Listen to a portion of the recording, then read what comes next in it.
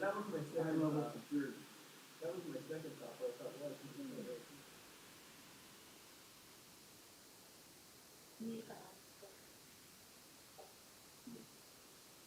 Well, I think we'll do it ourselves. Are you ready for you plug?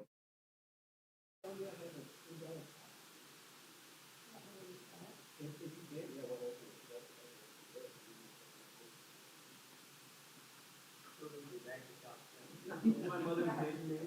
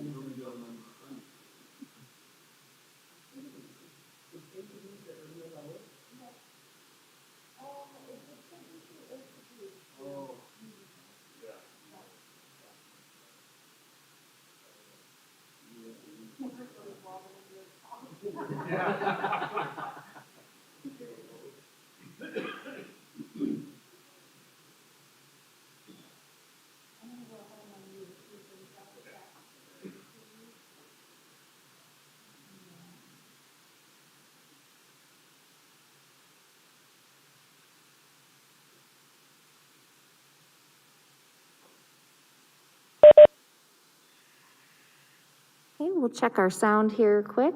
Councilmember Russell, can you hear us? Yes, I can. Do you have echo coming from over there somewhere? Yeah.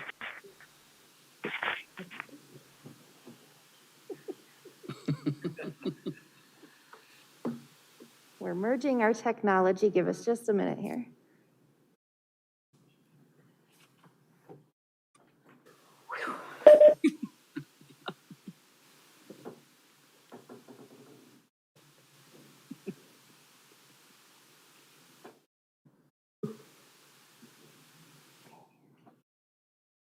That is streaming. I had it out. It's there.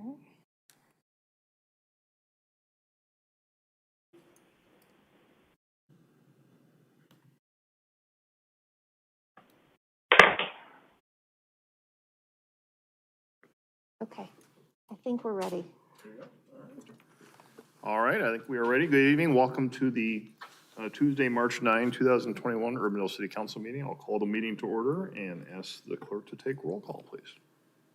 Carberry Montgomery, Here. Caduce, Here. Obrecht, Here. Hoagie, Here. Russell. Here.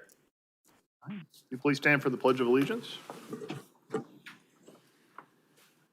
pledge allegiance to the flag, the United States of America, and to the republic for which it stands, one nation, under God, indivisible, with liberty and justice for all.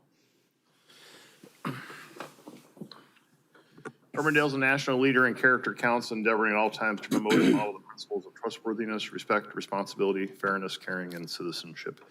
In conducting tonight's meeting, we expect that all participants will act in a respectful manner consistent with these principles. Item 2 is to approve the agenda. Is there a motion? We're going to do just a point of order tonight, since we have 4 of the 5 council members in chambers tonight. Instead of doing the motions and seconds electronically, like we've been doing for the virtual meetings, we are going to do them by voice vote tonight. So David, if you want to make a motion or second, we're going to be doing it by voice tonight. So I'll ask for a motion and a second to approve the agenda. So moved. Second. Okay, motion by Obrecht. Who got the second? I'm sorry. Didn't hear. Second by Carberry Montgomery. Discussion. Please vote.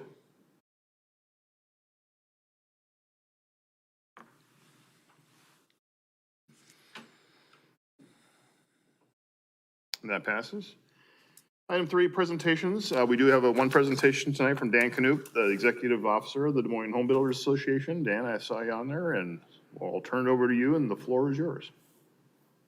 Welcome. Thank you, Mayor. I appreciate it. Council members, thank you too. I believe I'm going to be able to share here. Is that correct? Am I set up to share our video? Yes, give me just a Our PowerPoint? moment. Okay. I'm here to present to you on behalf of Iowa Skilled Trades, actually not the Home Builders Association of Greater Des Moines. And we'll talk about all of that here just briefly. Let me pull this up.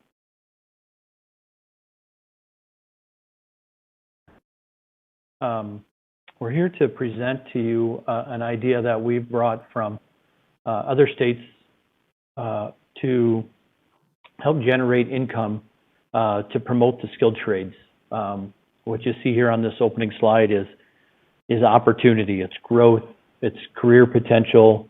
It's some things that don't get talked about a lot in schools. We're starting to turn the corner a little bit, and the trades are promoted a little bit more in schools than they were maybe for the last generation.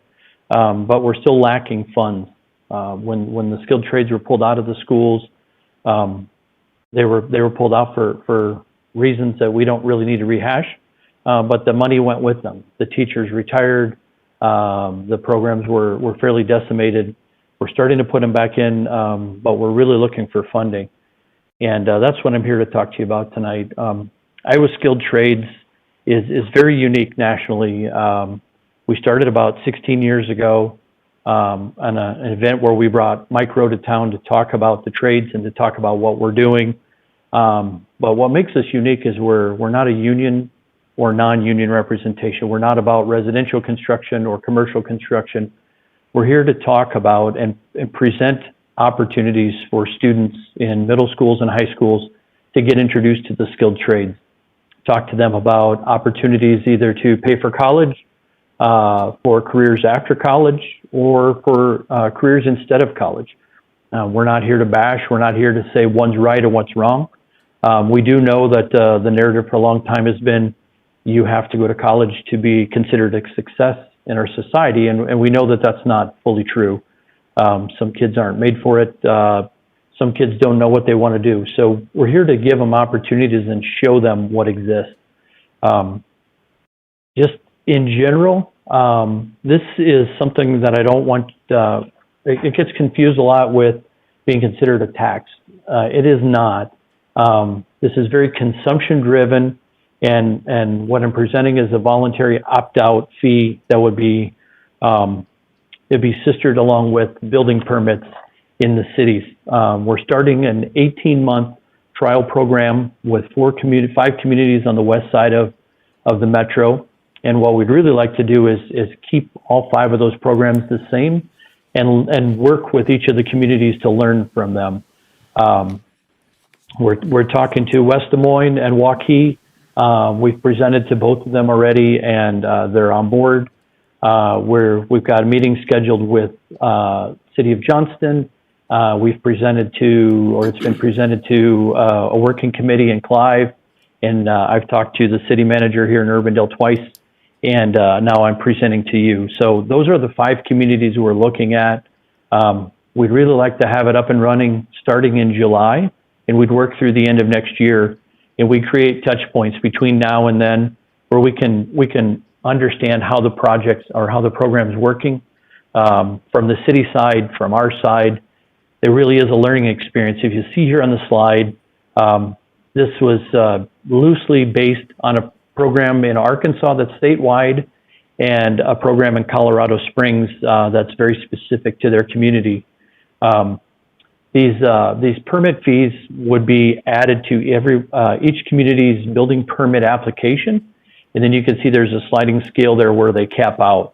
These are the things that we really want to touch base with at 6 months and 12 months and 18 months to see if the communities decide to be part of it, that is.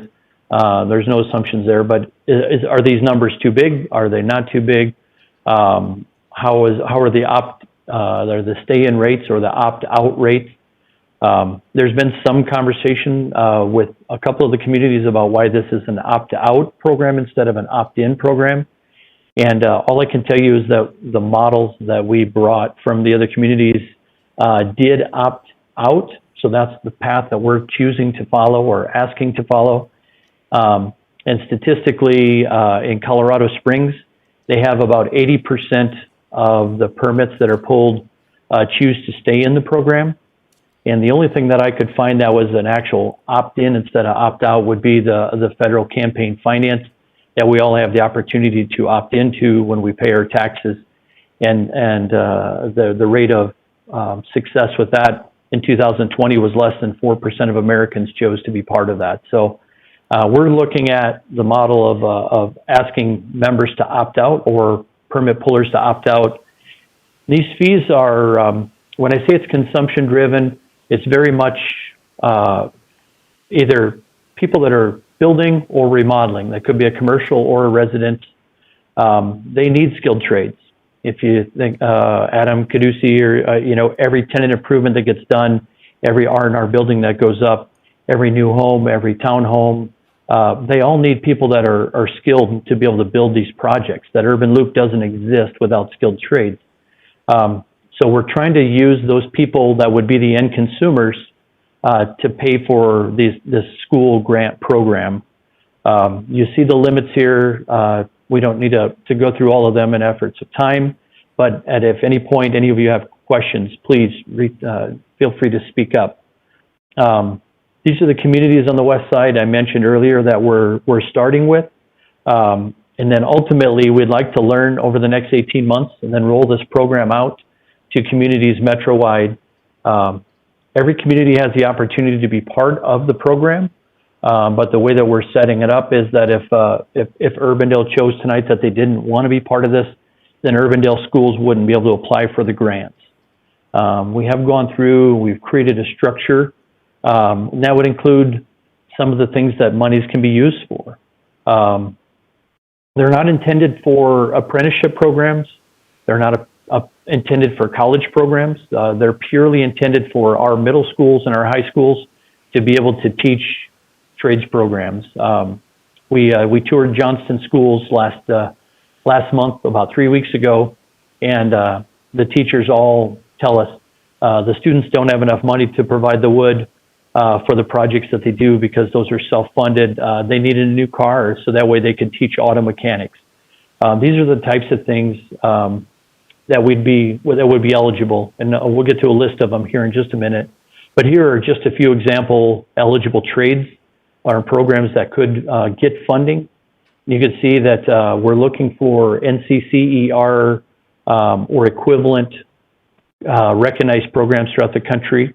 And those are programs that their training hours can relate or translate to an apprenticeship if they get into an apprenticeship afterwards. So that's why it's important for us.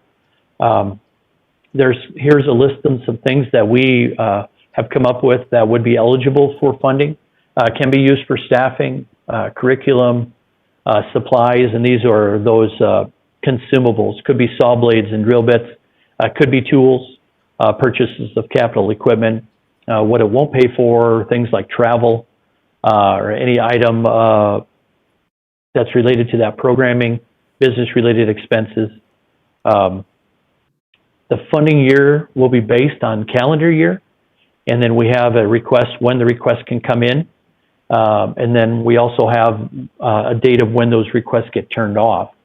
But there's not a limit of grant applications, so if Urbandale schools wanted to apply for 5 of their programs, they could apply for 5 of their programs. Clearly, the money will be limited to the amount of funds that we receive from the program. So that doesn't mean that if they ask for 5 grants of $50,000 apiece, that we're going to be able to fund them all. But we will look at need and proportionately adjust those requests as they come in. So the last line there speaks to that. Applications will be reviewed and prioritized by a selection committee. So the selection committee is going to be very diverse. Here's a list of 7 to 9 members, and they're made up of members from the different communities, whether they're commercial, residential. There's a city representative that we would ask for one of these 5 communities to have potentially one of the either building officials or council members. Associated Building and Contractors and PHCC are their non-union training centers. So members of the community like Cook Plumbing or Golden Rule Heating and Cooling, that's where they send their members to get trained. Des Moines Construction Council is a commercial construction union entity that looks at trade unions across the metro. So you see that we're fairly diverse. There's even a member of the Iowa Department of Education seated on this selection committee.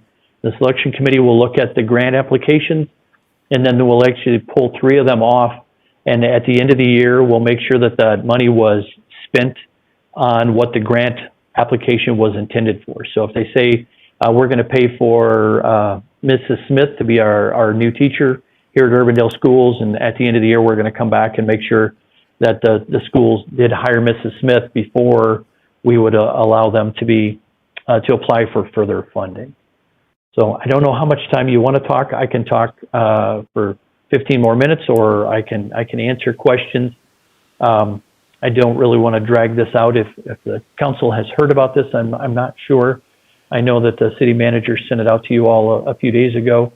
So I would look to each of you now to see if you have questions about the program, concerns about it, and I'd rather address those than to just ramble on. Well, Dan, I'll start. I think it's a great idea. I think, for me personally, it sounds like a great idea. My question would be, where have you been, where's Urbandale in the process? You said you've talked to some other communities too. Do we have buy-in from the other communities as well? Who's already bought into this, and where are we in the process, I guess? Yeah, Urbandale's right in the middle. To answer your first part of the question, Waukee is fully in. It's been approved by their city council, so we're starting to work with their staff to get their online permit changed.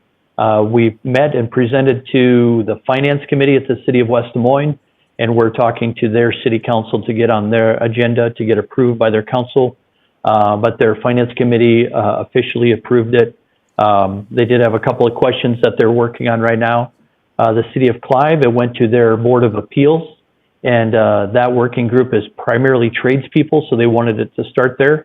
And the Board of Appeals, last check, they had 4 of their 5 members had voted in favor of it, and the 5th member was either out of town or was waiting for some questions to answers. And City of Johnston wants to send it to a finance committee before their council, so that's what I'm waiting on from them. So we're about halfway through the process, and the city of Urbandale is positioned right in the middle. All right. The 2 questions I had immediately about hearing about it, you addressed, I saw in the presentation. One is, it's completely voluntary, so we just wouldn't want to put ourselves at a competitive disadvantage to other cities that wouldn't be participating, but I can see where it's an opt-out. And then the financial aspects, I'm looking at our finance director right now. As long as she's okay, and she's giving me the nod that she's okay with it, and that was my other concern from a finance standpoint, that we're not putting an undue burden on our staff or the city to do that. So those were my 2 concerns. I'll open it up to the rest of the council for any comments. Hi, Dan. I live out in your neck of the woods, out in Dallas County, and as you know, Urbandale sends its children to 6 different school districts. Yeah. And in Dallas County, we represent, in the Waukee district, about 20% of the kids in the district. So how would you be dividing up the receipts from Urbandale? Does everything go into a pot? I mean, we send a substantial number of kids to Johnston as well, and then lesser to West Des Moines, DCG, and Des Moines. So how would we divvy up the receipts from Urbandale?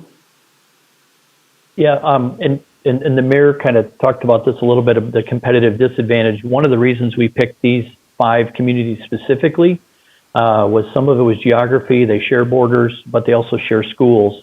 So that is part of why we're using this in our test pilot program. Right now, the money will come from each of the communities, and it'll come into the Iowa Skilled Trades and into the pot that you referred to. And then the schools will apply for the grants. and then they'll ask for money from this. So it won't go proportionally to the schools. There's a couple of reasons for that, and it isn't always population, but if we use Clive, for example, Clive is going to generate less permit dollars than the city of Urbandale or the city of Waukee, but they also have no schools that they fund. So how would we proportionally earmark money for them or from them? It would really be difficult to do. So we followed the model that we brought forward, and all the money will come in on a monthly basis from the city of Urbandale, city of Clive, city of West Des Moines, and then it would accumulate over the course of the year, and then at the end of the year, then they would apply for those grants as they felt that they had the need. And then we're going to spend the next 6 months, after we get it going, we'll spend the next 6 months working specifically with those 5 communities and the school systems that serve them. So that way they understand the program, they understand what eligible requests are. So that way we, when we get to the end of the year, we have viable grant submissions. So that way we go into next year on a good path with some real programs that are both in need, but then also getting the dollars that they need in the right places. So would all of the schools that serve Urbandale students then be eligible and to apply? Yes, and actually during the trial program, we're going to open it up to all of the schools that are in the metro. We're not going to market directly to them, so we're not going to intentionally reach out to Southeast Polk. But if they applied and we didn't have enough applications from the 5 communities, then we will want to spend the money to educate kids about the trades. So if Dallas Center Grimes isn't in this test pilot program and they applied, then we would open to them. But we would look at the 5 communities first and look at their applications. And ultimately, when we roll it out metro-wide, then that's when we would really start to impose that restriction on if the community doesn't fund the programs, then they can't pull funds from the program. Does that make sense and seem fair? That does. I've got one other question. I think this is Sure. a fascinating program, and I very much needed. But you said you spoke with the folks in Johnston schools. I'm assuming that you've been engaging the schools districts this whole time to make sure that this is meeting their needs and the way that the program's formatted? Yes, and we engage with the schools at different levels and different for different purposes. We also host an event. It's called Build My Future. It's hosted on April 14th, and it's a hands-on immersion day where students literally. We've got 1,800 to 2,000 students right now RSVP'd. It's at the fairgrounds, and they literally lay brick. They operate cranes. They nail shingles on the wall. They pull wire. So they're touching it and they're feeling it. We work with the schools in different competitions that they do. We're constantly trying to talk with and learn more about what they need, and inevitably the answer is always funds. The school districts, as I mentioned earlier, have done a pretty good job of trying to reinstitute. But when we look at the Urbandale schools, when I was in leadership, Urbandale, I remember it was about 10 or 12 years ago, they had moved all of their actual physical equipment into almost a closet. So their table saws and their band saws were in a closet, and they'd kind of shifted towards drafting. So if the Urbandale school needs new software for their CAD programs, then the funds will be here for that. So we do engage with the schools, like I said, throughout the year for different reasons and at different levels. But that's the number one question, or answer to the question that they came to us with. So that's where we're starting, is with the funding. Well, great. Thank you for all the answers to my questions. I guess I have one question for one of our fellow council members that is in the business, Adam Caduce. Do you see this as being burdensome to opt in as someone in commercial real estate? Because I think that's probably where a lot of the money would come from. Yeah, I think a lot of the commercial construction is definitely going to fund probably a larger portion of it. But with all the houses that we have going up at Urbandale right now too, and Dan probably knows that better than everybody, we're probably going to see a lot of that come in both sides. I don't think so. You know, the fact that it's a voluntary program, the way I see this is it's really an investment in getting construction prices down.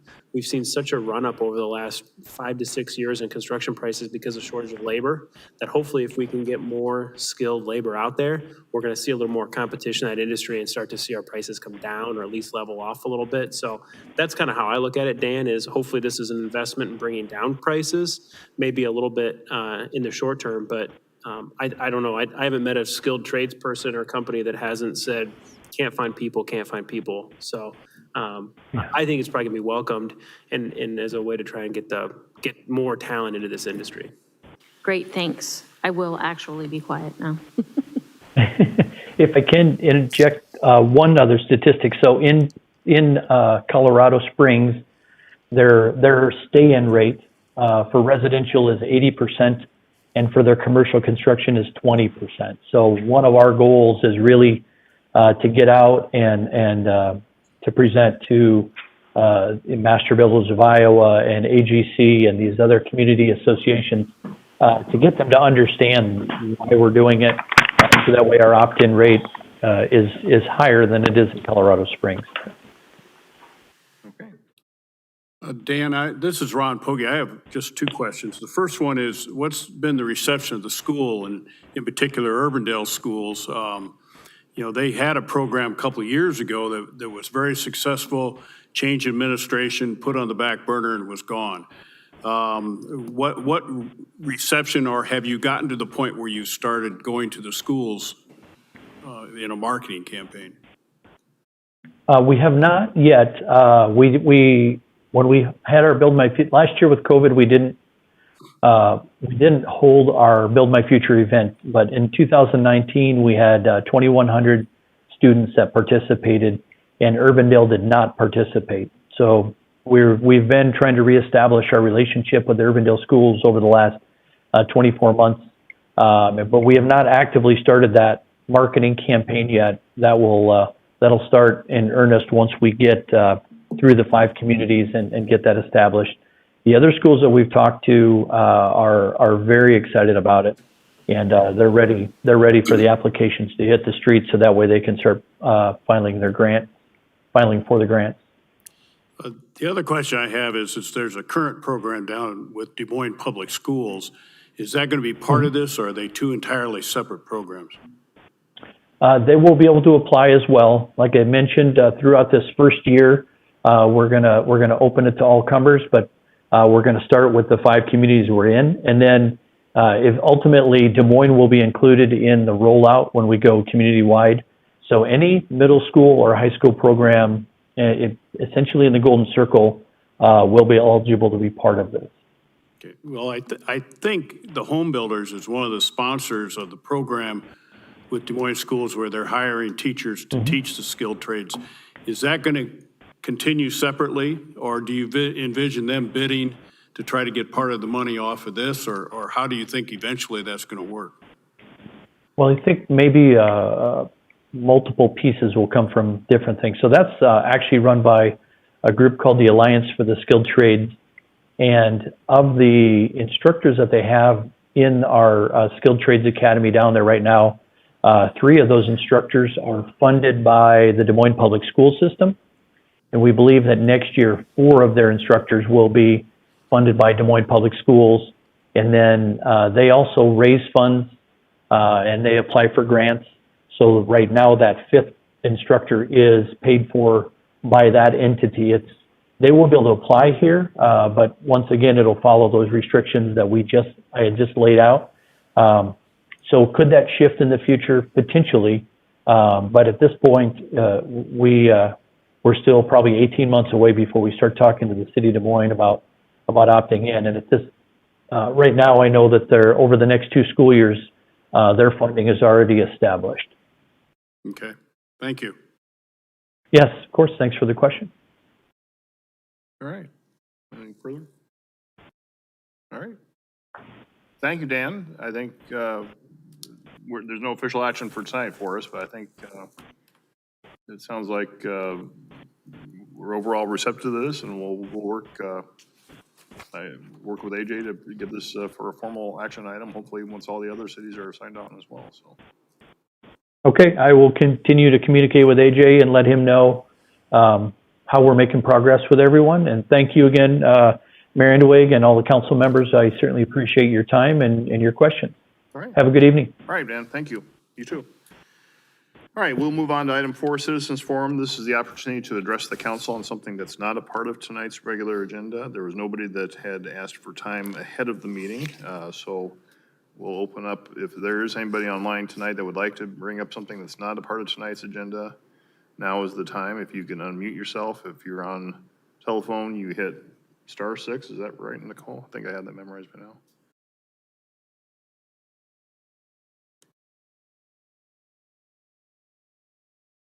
Okay, I am not hearing anyone, so we will move on from Citizens Forum to item 5, and that's the adoption of the minutes. First, the February 23, 2021 minutes. Move approval. Second. Motion by Pogge, second by Caduce. Discussion, please vote.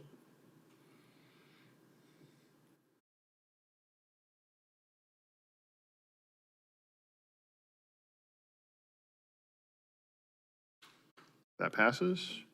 And then the February 24, 2021 lunch and learn minutes. I'll move approval. Second. Motion by Pogge, second by Carberry Montgomery. Discussion, please vote.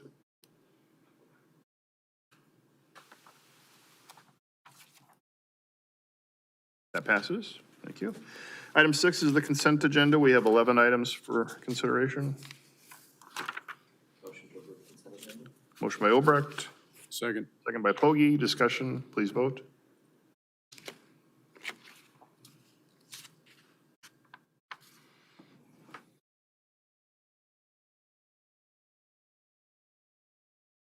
That passes. Thank you.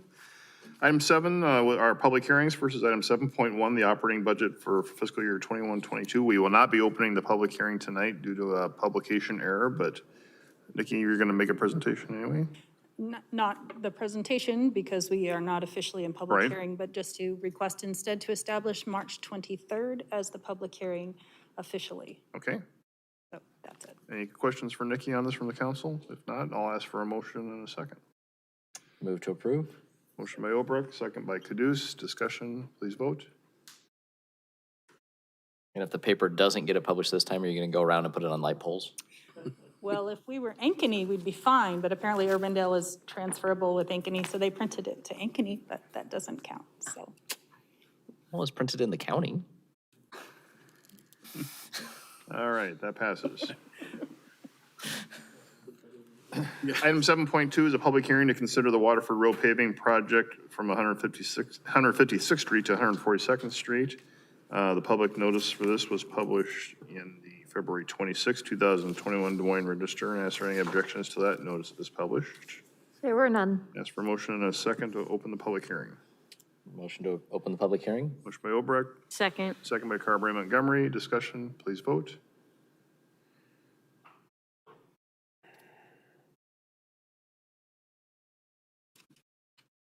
All right. Might That take- passes.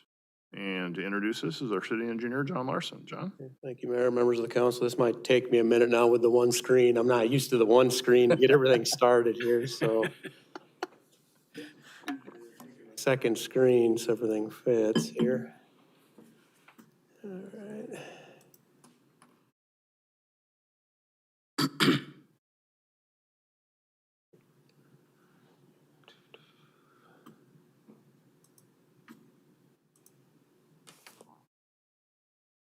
Is that showing up for everybody? Okay, good.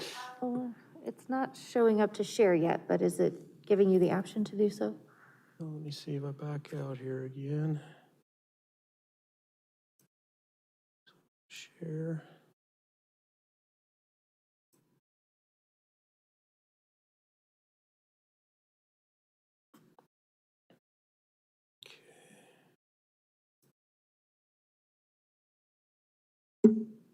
About now. Oh, it went away. Yep, just it stopped. It's been disconnected. Let me try again here. I think we're all a little rusty with this.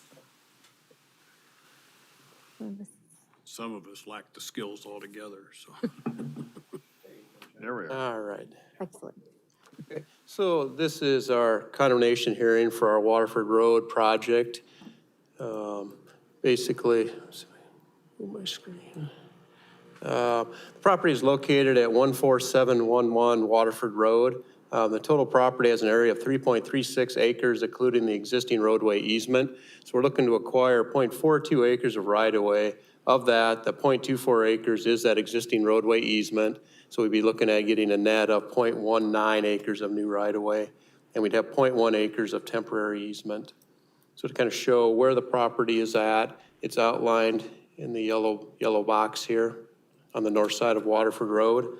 Then just kind of go into a little bit more of a blow-up to talk about the property.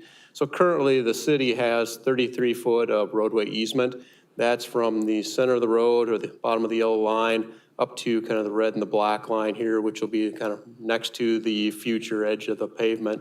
So we currently have that in easement. We're looking to acquire an additional 27 feet, which would take us to our standard 60 foot of right-of-way. That is just kind of on the purple and the red line here is where the 27 feet is. And then this green line that you can see, that is the temporary easement. Next, I want to highlight the blue line is the grading limit, so that's how far we would grade. We tried to keep that as close as possible to the existing right-of-way, so you can see a lot of it we're following along that right-of-way.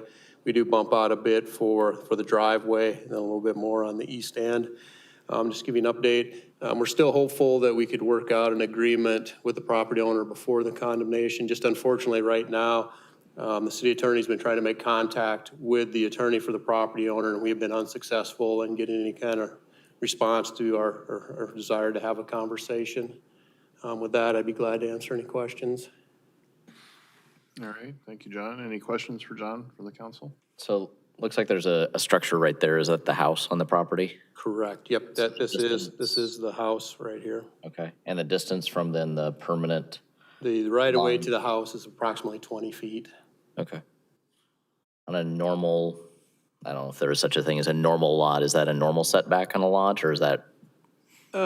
I would say that's not terribly uncommon when we have to acquire right of way on existing farmsteads. If things are built now, they would be, yes, further back.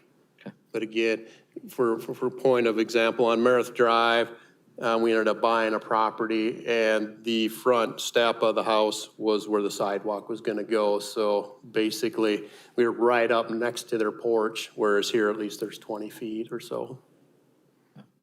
Yeah. John, what's the distance to the street? Is that what you meant? Was this 20 feet, or that's just to the easement? What's the distance from the front of the house to the actual where the street will be? Let's see, should be, Yes. could be off a little bit, 40, 45 or so, because again, we got the 15 foot of the trail, and we still have a grass area in there in front of that. That's right. Okay, thanks.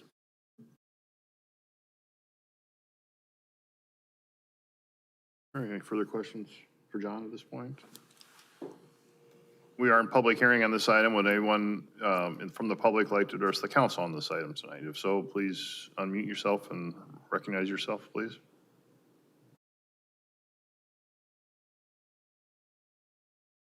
Okay, hearing none, I'll ask then for a motion and a second to close the public hearing. So moved. Motion by Pogge. Second by Caduce. Discussion. Please vote.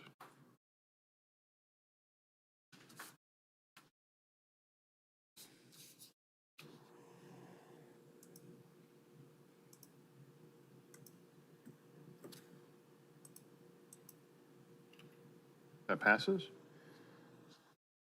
And we have one resolution for consideration. I'd move approval of Resolution 79-2021. Okay, motion by Pogge, Second. second by Obrecht. Discussion. Please vote. It's waiting for the button to show up. Need a second first.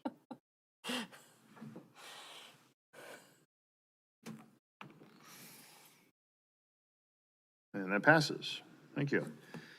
Item 7.3 is a public hearing and consideration of bids for the police station drainage improvements. The public notice for this was published in the February 19, 2021 Des Moines Register. And ask any objections to that notice is published. There were none. Is for a motion and a second to open the public hearing? So moved. Motion by Carberry Montgomery, second by Caduce. Discussion, please vote.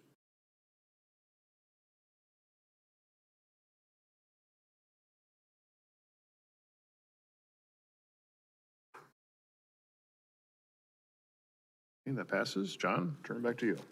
Yeah, see if this works a little smoother.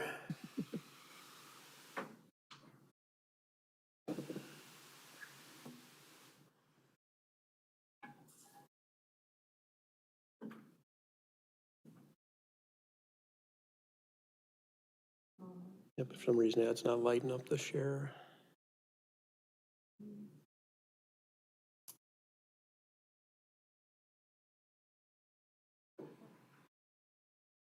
So hopefully here.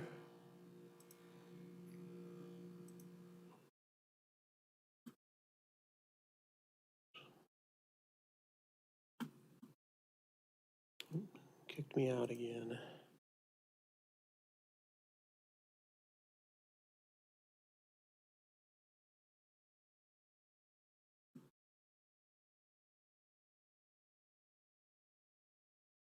Okay, I think we're in now, correct?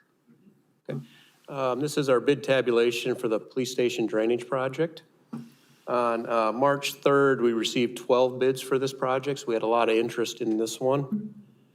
The low bid was from RW Excavating Solutions in the amount of $201,150.36. That low bid was approximately $81,400 or 28.8% less than our engineer's estimate of $282,000. With this project, we'll be constructing 600 feet of storm sewer and 729 square yards of paving, and we anticipate the project being completed by September 24th. We ran through this last time, but just kind of quick go through it. Kind of the issue with the flooding at the police station was a result of water coming from the north and the east from here and up in here coming through this way. So in order to cut that off, any drainage that'd be coming down their access road, we would redo the pavement here to get it to slope to the south, and we let that drain out north of the building. Anything that would come around the curve or come off of the grass to the northeast, we'd reconfigure that pavement to drain to an intake in the corner, and the purple line would show a new storm sewer line that we'd construct over to the existing detention area. With that, we would also increase the size of the intake in the middle of the parking lot, and we would also increase the intake that's in this parking lot and have a connection to the new storm sewer. So basically the intent is to capture all the water before it would get into this back parking lot. And with that, I'd be glad to answer any questions. John, is that retention pond big enough to hold this additional water coming in? Yes, yep. Because again, this was water that ultimately was getting there anyway. So we just have different pipes getting into the same place. Okay. Will they have continued access to the back of the station during this time then too? No, there'll be probably, we're talking with the police, I'm estimating maybe a 2-3 week period. So they're gonna park out in the front parking lot during that time.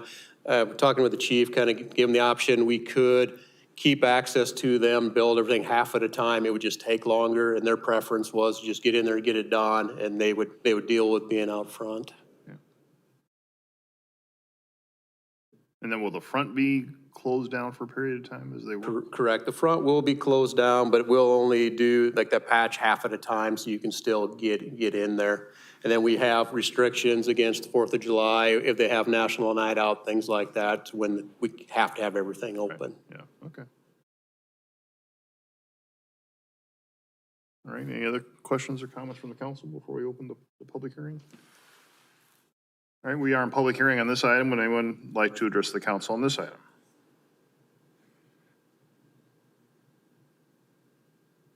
Okay, I'm hearing none, so I'll ask for a motion and a second to close the public hearing. So moved. Motion by Caduce, second by Obrecht. Discussion, please vote.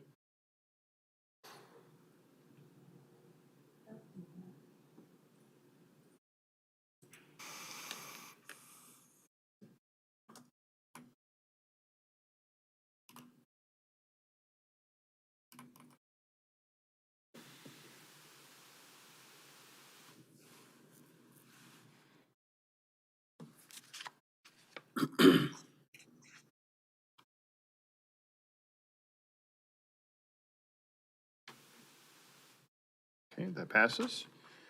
And then there are 3 resolutions for consideration. Motion to approve Resolution 83-2021. Okay, motion by Obrecht.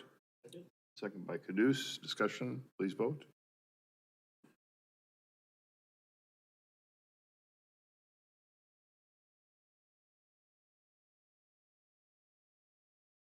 That passes. And motion to approve Resolution 84-2021. Motion by Obrecht. Second by Caduce. Discussion, please vote.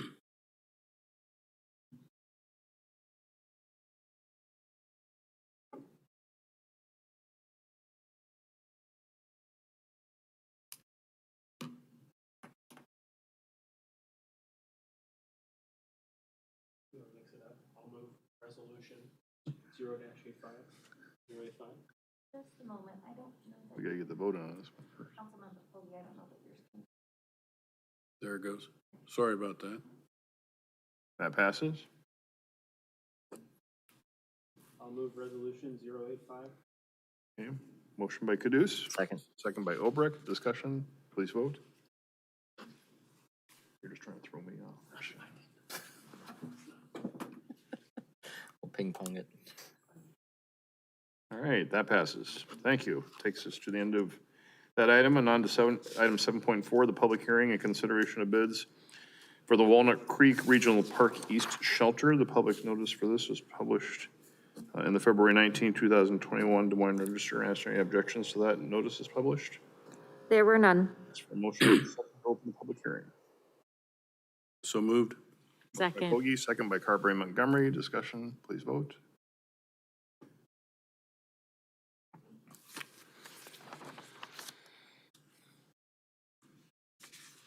That passes.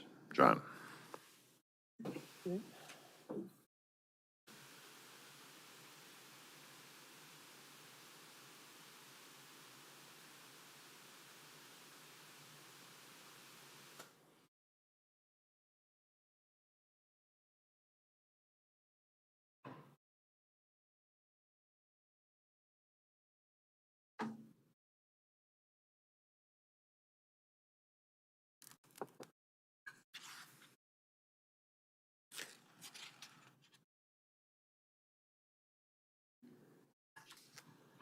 I don't know what it is, if I'm doing something in the wrong order on steps or what here. It's you, I'm not certain why it's kicking you out like that.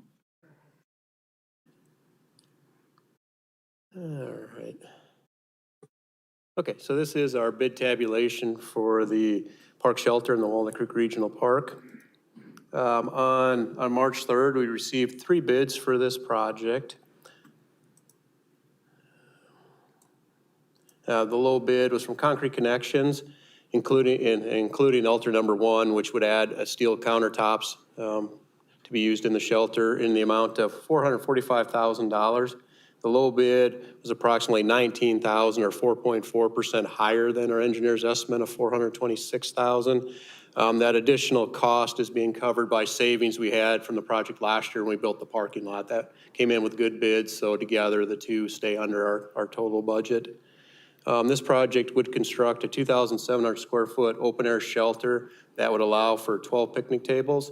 And then we'd have a split-faced block construction that would be the restrooms and the utility room, and those would be open during park hours, and then we would winterize those when we're out of season. And then we're anticipating this would be done by October 1st. So here's just what the rendering looks like. So you can see the open air area here with the picnic tables, and then the block area, that would be the restrooms and the utility room. Then just to kind of show you where it's located, up to the north is Aurora Avenue. So we're about 750 feet south of Aurora Avenue. The black area here shows the parking lot that was constructed last year. And then the red area, you can see there's a couple sidewalks here that connect into the parking lot, and then the actual shelter itself is in this area right here. And with that, I'd be glad to answer any questions. John, Dave Russell here. What is the roof going to be constructed of? I believe it's a wood roof. I think we have wood pieces here.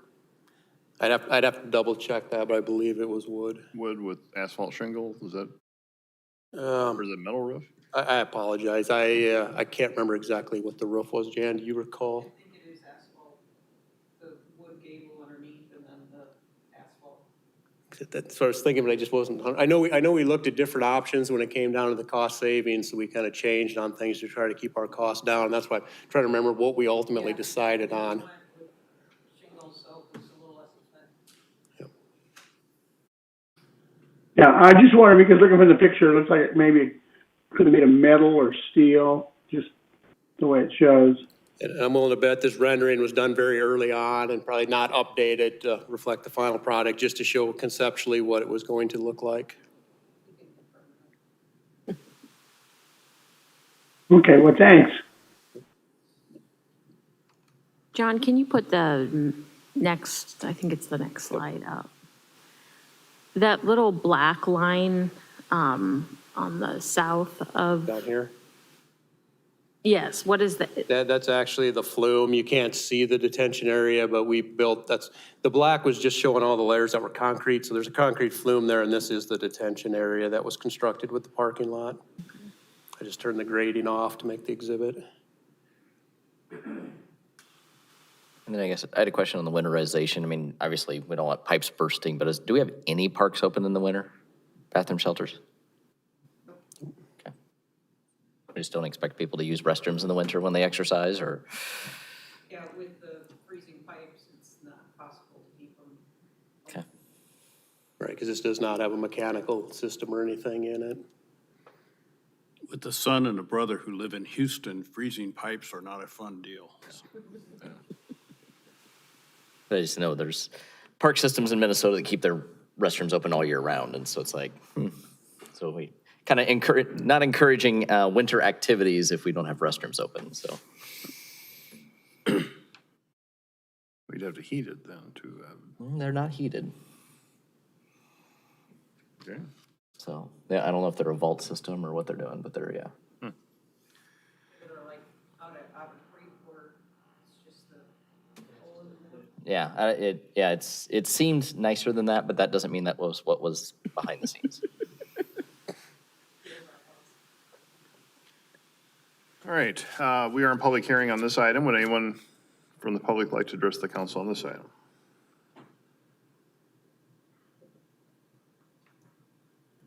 Okay, I'm hearing none, so I'll ask for a motion and a second to close the public hearing. Move to close the public hearing? Motion by Obrecht, Second. second by Pogge. Discussion, please vote.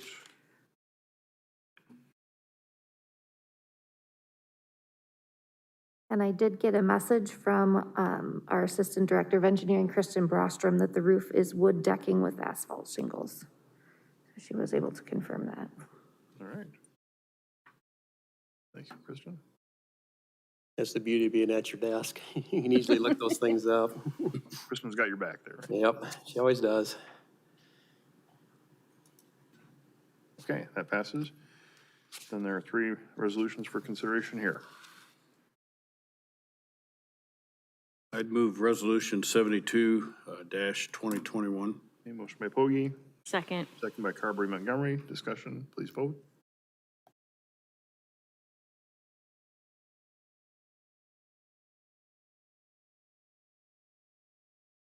That passes.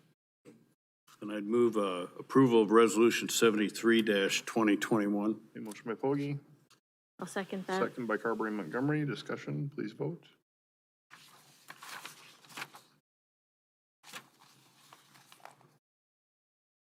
That passes. Then I'd move for approval of resolution 74-2021. Okay, motion by Pogge, Second. second by Carberry Montgomery. Discussion, please vote.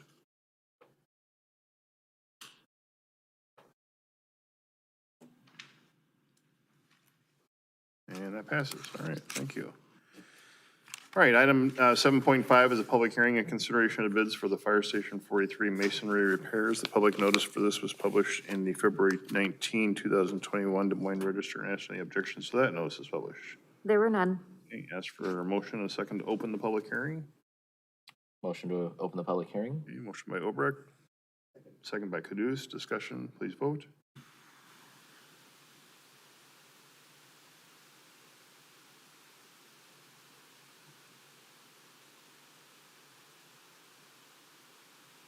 passes.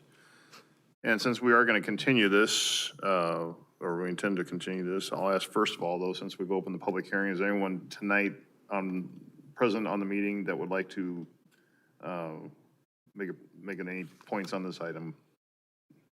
I'll recognize anybody now if they'd like to.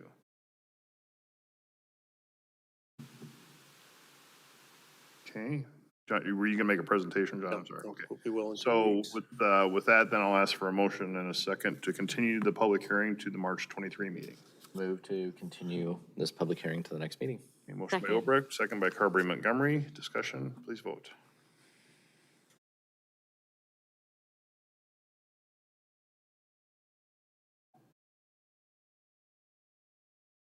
Okay, that passes. Item 7.6 is a public hearing on the resolution of necessity for the 128th Street sidewalk improvements from Airline Avenue to Meredith Drive. The public notice for this was published in the February 19 and February 26, 2021 Des Moines Register. Ask for those, any objections to that notice is published. There were none. Ask for a motion and a second to open the public hearing. Motion by Caduce, Second. second by Carberry Montgomery. Discussion, please vote.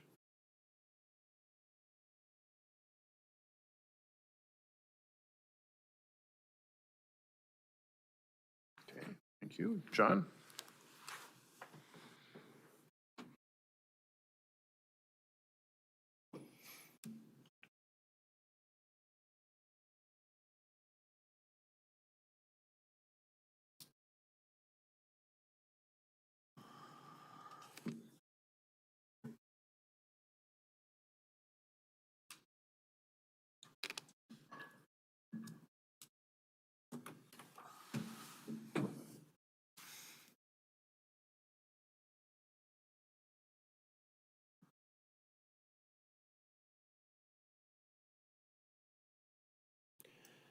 Okay, this is the public hearing for the preliminary assessment related to the 128th Street sidewalk project.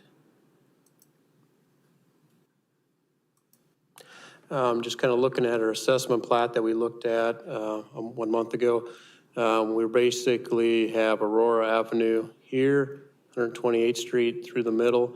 What we're looking at is constructing a sidewalk on the east side of 128th Street, just south of Meredith Drive, and also constructing a sidewalk on the west side of 128th Street, just south of Aurora Avenue. Then we also have a park ground property that we're looking to construct the sidewalk adjacent to on 142nd Street on the west side of the road. So we have 4 properties being assessed. The 3 properties along 128th Street have all requested ag deferment. And then we do have the one property that's owned by the city. Be looking at a 5-foot sidewalk that's being assessed and a preliminary assessment amount of $55 per square yard. There are no deficiencies. So we're looking at the assessable cost from the preliminary assessment of being $107,647.99. The city's cost of the project being $8,846.69 for a total of $116,494.68. I wanted to kind of go in, Adam, you'd asked the question before about the width and why we were doing, I didn't have an exhibit to show you sidewalks. So here, just to kind of show you, we have Meredith Drive up here on the top. Here's 128th Street. So the property we're talking about is here and here. The red lines you can see are our current 8 or 10-foot trails. The blue line is a proposed trail. So basically, we have the trail on Douglas that continues then south down to the Deerfield complex. We're hoping someday to get this blue one built, which would allow us to have a trail connection on up. And also over here on the east side, we have it come through the park. It loops out and around, but the ultimate plan is when this parcel develops, this trail would continue up and ultimately get to the intersection. So since we had the 2 neighborhood trails on each side of 128th Street, that's why it was decided not to construct, a trail on one side of 128th Street between Douglas and Meredith, that whole length. So hopefully that answers your question. Yeah, it's just, as we're building this trail down, mainly the Aurora to Douglas section, why that wouldn't be a wider trail, so you do have a straight shot except for the small segment through the Webster property there. But the other question I had too is on the northeast piece, So the Aurora, Meredith down to the housing development on the east side there, isn't there quite a drop off in that area, or is there enough gap between? Nope, when we built 128th Street, we set it up for the trail at that time. Okay. I knew there was a drop off, I just didn't know how far away Correct, from yep, the street. we got out street it just is. far enough for that, and then correct, it does drop off into the field. Okay. How long is that a projected trail? Is that in the CIP? I can't remember. It's really gonna be when the property owner decides to let something happen there. So it's probably going to be a while. But that's, Is the, I don't know, where it's, you don't see any trees, is that where we just approved that subdivision? yes, yep, just one right in there. And again, Mrs. Knapp lives here. Her daughter and son-in-law just built a house here. And that's part of where we traded off. It would have been more city money to try to do the 10-foot trail on that west side. As part of their rezoning, they're gonna build the trail from about right around in here down, or excuse me, the sidewalk from here down, and then we would do it from there up to Aurora. So otherwise, we would have had to done this all as a city project so that we could pay for it and then them reimburse us. And then the intersection up there at Aurora, I'm guessing there'll be, because I think there's a sidewalk that comes Correct. down to Aurora. There's a sidewalk today on the south side, correct. So that's something we'd have to look at. Again, I think it's gonna be a little while for the blue ones built, whether this would be converted to a trail and then crossing over here someday. I guess you mentioned, I guess I was thinking there's a sidewalk on the east side of the Webster property. So where that red line stops, it turns into a Correct, sidewalk. correct, yep. And goes down to Aurora. Correct. Yep, it was intended to go on the north side of the school and then go through Jeff Arm Park and then back down to Aurora. Okay. Question on the ag deferment, does that mean that once it becomes developed, is that when they pay it? Is that? Correct. Okay. Correct. Basically, by the ag deferment, they do not pay interest or anything. It just sits there till it becomes developable, in which case then it becomes due. Yep. Okay, any further questions from the council? Any further questions from the council? All right, then, this item is in public hearing. Would anyone like to address the council on this item? Okay, hearing none, I'll ask for a motion and a second to close the public hearing. I move to close the public hearing. Motion by Carberry Montgomery. Second by Caduce. Discussion, please vote.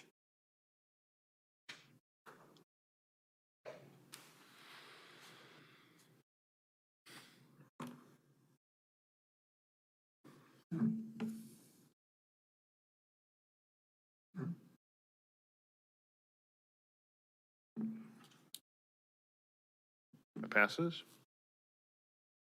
We have 3 resolutions here.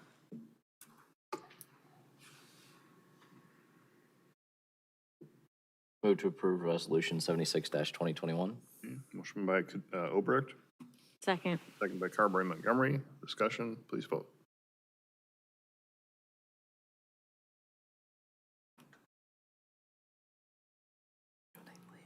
That passes.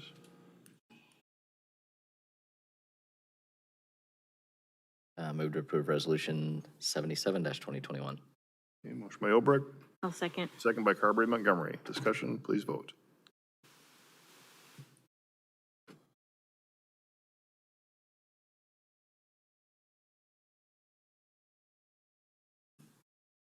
That passes. I move resolution 78-2021. Okay, motion by Carberry Montgomery, Second. second by Obrecht. Discussion, please vote.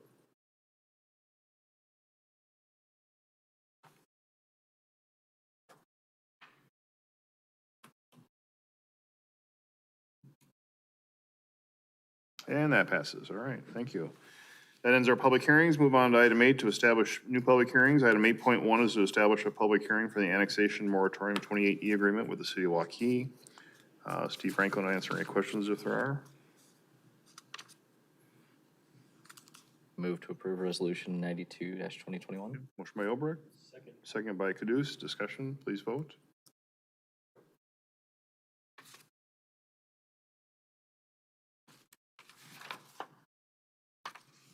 That passes. One question, AJ, do we know when they're gonna have Waukee's gonna have on their public hearing? Are they following a similar schedule that we are? Or- Mr. Mayor. Mayor, this is Steve. I do know that they have established their public hearing for April 19th, and ours will be April 20th. Okay, perfect. Thank you, Steve. All right. Yeah, God, who's going to vote against that? Okay, item 8.2 is to establish a public hearing for amendment number 3 to the amended and restated Northwest Market Center Urban Renewal Plan. AJ, you answer any questions if there are. So I guess this is a continuation of the TIF or just an amendment of the TIF? Mr. Mayor, members of council, it's just an amendment of. Mayor, members of council, it's just an amendment of.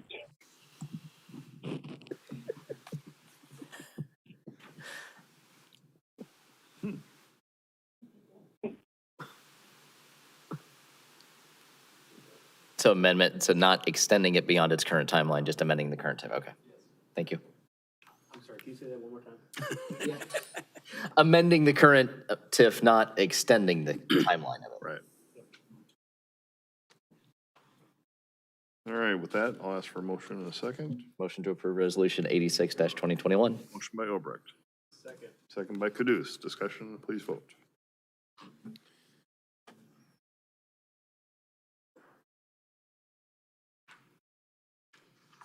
That passes. Item 8.3 is to establish a public hearing for the Douglas Avenue urbanization from North Walnut Creek to 100th Street. John, answer any questions if there are. And I know Kay Wilcox has to speak. Kay, are you on? I am. Did the unmute work? Excuse me? I just wanted to make sure you could hear me. Yeah, a little bit. So again, this is not a public hearing, but I know you had requested to speak, so we'll give you a brief amount of time to present. Thank you for the opportunity to address the council today regarding the Douglas Avenue urbanization project. Addressing the storm sewer drainage section of Douglas Avenue has been a long time coming and it's really needed. However, I have concerns about the project that is the portion of the project that's also going to serve to set precedent by introducing a new type of trail system in support of the Complete Streets policy. I realize that the new trail system is part of a larger vision, but I urge the council to consider the consequences of a proposed trail design before initiating its construction, especially on this particular section of Douglas, since there are no plans to connect it to a similarly dedicated trail on either end. The currently established usage pattern for this particular area is a non-growth area, and I don't believe it supports this considerable investment. The introduction of the new trail system also means that the city is treating the homeowners along this business thoroughfare differently than others with normal sidewalks due to a conscious design decision made by the city. The two abutted surfaces will, with a seam down the middle, blurs the liability and risk. In fact, it could be argued that the majority of the liability risk is actually being transferred to home and business owners along the trail because the chance of someone turning an ankle or falling are more likely because of the seam. There's also the issue with small children and dogs not understanding that they can't cross that seam into the dedicated bike space. Taxpayers should care about the introduction of the new trails as well because the abutted surfaces introduce water infiltration between the two, affecting the longevity of both the concrete and the asphalt. It affects the replacement and maintenance expenses, basically the tax dollars. Asphalt trails in Urbandale already suffer from lack of maintenance, and adding more of the same to the infrastructure is problematic if design, installation, and maintenance costs are not justifiable or sustainable. Concrete lasts longer, doesn't require the same depth of substrate, it doesn't crumble at the edges like asphalt, and does not leach petroleum-based chemicals into the soil, groundwater, and runoff that in this case feeds into North Walnut Creek.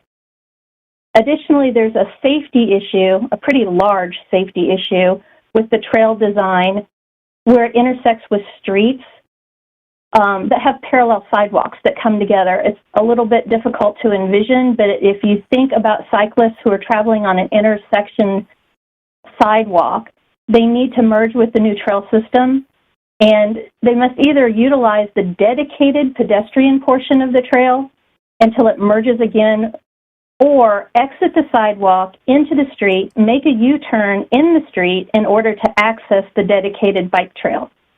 A single shared trail alleviates this issue. So tonight, before you vote to set Douglas Avenue urbanization project to public hearing and send it to bid, I would urge you to consider the long-term consequences of an abutted trail and sidewalk design. For this project specifically, I would ask that you please consider breaking with the Complete Streets Master Plan, since the trail already is established, has a large segregated trail not connecting to any similar trail on either end. An enlarged concrete shared trail such as the one that already exists west of 100th Street all the way to I-35 also would address intersecting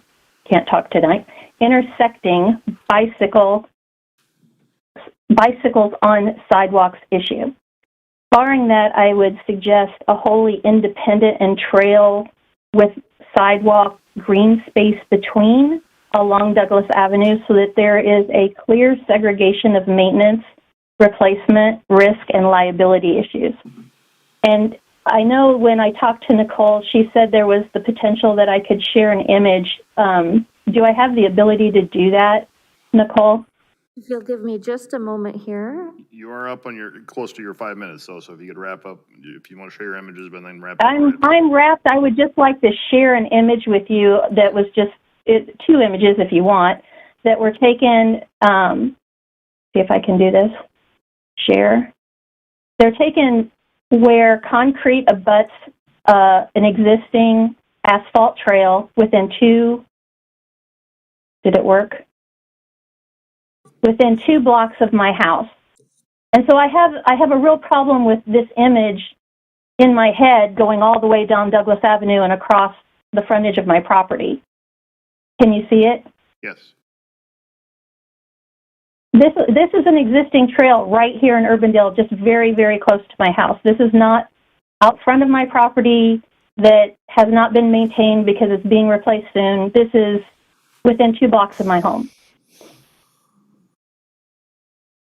Okay. Okay. Thank you for your time. All right. Thank you.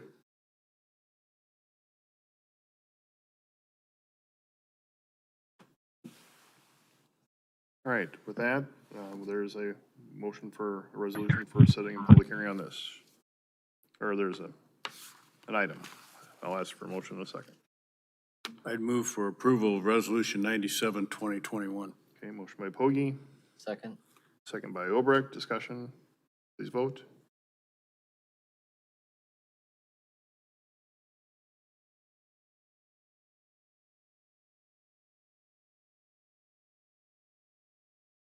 Okay, that passes. Thank you. Okay, we move on to our regular agenda items. Item 9.1 is, first of all, community comments regarding the Urbandale public swimming pool. Again, we will first take public comments on this, and then there's an action item for consideration by the council after that. So if there's anyone online that would like to be recognized, I do note, I think Betty Devine has already registered to speak first, so I'll recognize Betty first. So Betty, if you can unmute yourself and just simply give your name and address for the record, and then anybody after that, I'll listen for it. If you could similarly give your name and address for the record, and we'll take public comments first. So Betty, I recognize you first. You want to unmute yourself? Yes, can you hear me? Yes. Okay, thank you for letting me speak to you this evening. Betty Devine, 4222 101st Street, Urbandale. I've been in Urbandale for over 30 years, and I have to say, at probably half of those years that I've been a resident, there's been conversation in regards to the swimming pool. I think it gets confusing to people because it was brought up before, like in 2007 and over the years, so people think that this has been either a done conversation, or they're saying, why are we having the conversation again? And that's why I'm where I'm at. Why are we wasting our time and having deliberating conversation of what do we do, when are we going to do it? A year ago, I was requested to take part of a committee to look at what we can do, get some more information, and go forth with the project to see if it can go to bond or not, or when. And I think it's time to stop, as many say, kicking the can down the road, and that we put this on the table in front of us, and we dig in and stop wasting everybody's time and conversation about it. The pool was wonderful. Why it lasted is all good things may come to an end, and I think it's time for us to see what's better for our community and what the community wants and a new, brighter future. And thank you for your time. And so I would say, as much as I would like to be able to swim there as I started a year ago, I'm fine with it being closed, and let's move on to something else. Thank you. All right, thank you, Betty. All right, I'll recognize the next speaker. If there's one that would like to speak, please unmute yourself and identify yourself.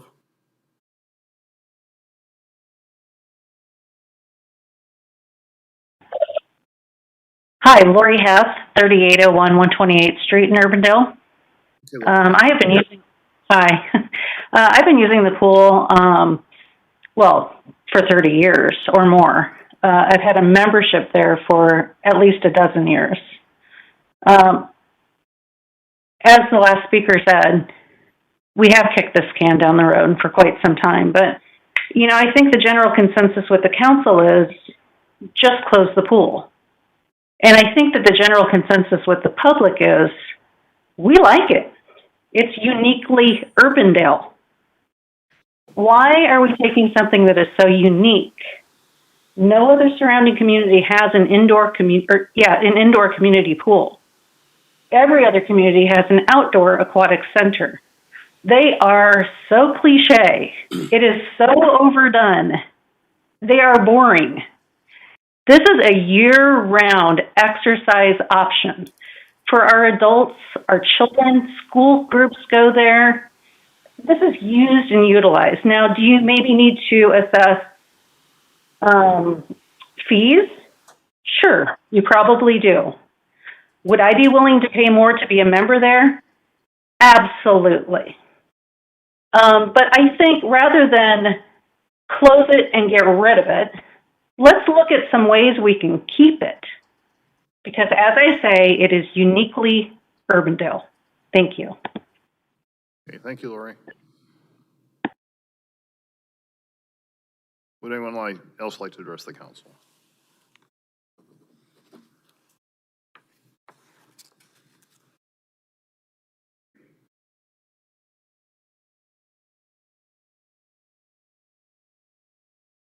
This is your opportunity now. Is there anyone else that would like to address the council on the swimming pool at this point?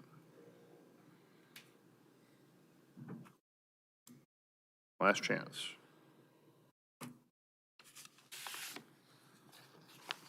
All right, I will then declare those comments to be concluded. And I guess we have a motion for consideration by the council. I'll open it up to the council for any discussion and consideration of the item for vote.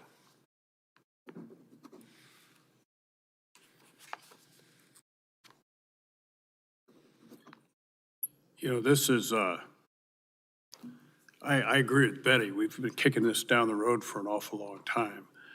And I think a lot of people, and some of the comments and the emails I've received, people don't understand that we're on a lease from the school district that ends in a very short time. And you look at, are we willing to subsidize it, if we're lucky, maybe for 3 years of use before it's going to have to be closed.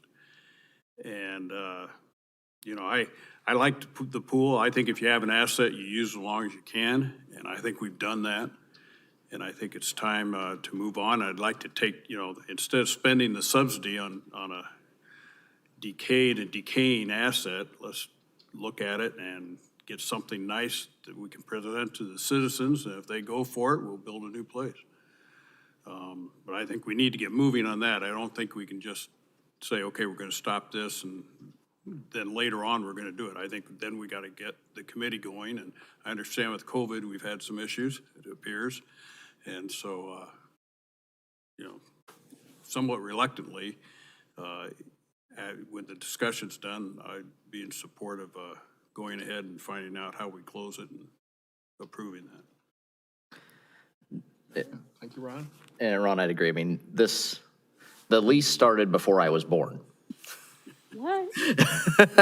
On this pool. And so 50 years ago, basically, or more than 45 years ago, the termination date of this pool started, and we're right at the end of it. And unfortunately, between COVID, between mechanical issues, and just the operating costs of it have gotten too much. I think the estimate, rough math, we're talking $2 to $2.5 million we could put into this pool to keep it operational till the end of the lease. Or we could take that $2 to $2.5 million and figure out what's next for our community and something that serves us going into the future. So, and I agree. I think that's one of those things that's not fully understood by the public is we have a termination date on this property. We don't get to use it after a certain date, and so any additional dollars we put into it are kind of lost dollars at this point in time. And I'd rather see splash parks and or other things built for our community to use, and what that looks like, I don't know, but that's what committees and public opinions and other sessions are about. But at this point, I think it's time for us to move on. And I know I've used it quite a bit and got a lot of use out of it, but there's better things ahead for us. Okay, thank you, Adam. Advocacy around this issue is really what brought me to the table, and it probably has been almost 10 years since I've been advocating for a new aquatic facility in Urbandale. And when we moved to Dallas County, Urbandale in 2007, you know, it was pretty much like, oh, your kids are going to be able to ride their bike to this new pool. And, you know, we've been talking about this for a long time. At this point, I mean, where we have a new pool, what a new pool looks like is totally up in the air. You know, I started my personal advocacy because I wanted to see it at the Walnut Creek Regional Park. But now that I'm sitting up here, I want to follow the lead of what our community wants. But I completely agree with what Adam and Ron have said. I mean, I think we're just throwing good money after bad because of the termination, you know, end date. I would love to see us build an indoor, outdoor aquatic facility in our community, and would be fully supportive of that if that's what we decide to go forward with. But at this time, I'm planning to change my vote from the summer when we discussed this to support the closure, because I do feel like we have the support of the council and staff to get back on the forward movement of figuring out what's next for our community, whether that's indoor, outdoor, combination of both, a senior center. I think really everything is on the table as far as what the Parks Department can offer us. So, you know, sadly, I'm going to be supporting the closure of the pool just because I think we can't really sustain it anymore with good, you know, be stewards of our taxpayer money. So that's my 2 cents on that. Okay, thank you, Bridget. People have pretty much summed up my comments, so I won't speak too long, but I would thank all the constituents that took the time to write in. That really was an education on all the different uses and memories that people have on the pool, and this is a tough issue, so I appreciate their willingness to contribute some thoughts to it. I've got great memories of that pool too, growing up in Urbandale. It was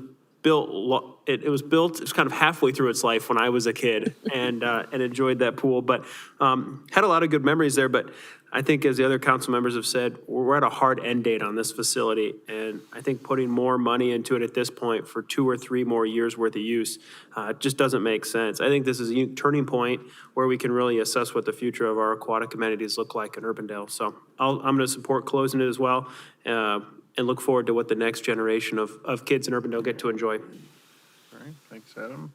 David, you want to add anything? And, you know, I agree. You know, I have been listening to the people on this issue, certainly very passionate, strongly opinionated, and I appreciate all their comments. And I understand this. I understand that this pool is full of memories. There's a lot of emotional attachment to it. And, but in light of the staff's recommendations, the cost of operating this pool in the past and what it would cost to continue to operate this pool, I mean, most of the people listening to this call right now are business people. And they would understand that you cannot have a business that costs you $700,000 a year to operate and you bring in $350,000 worth of revenue. You know you couldn't keep your business open very long with that continuing.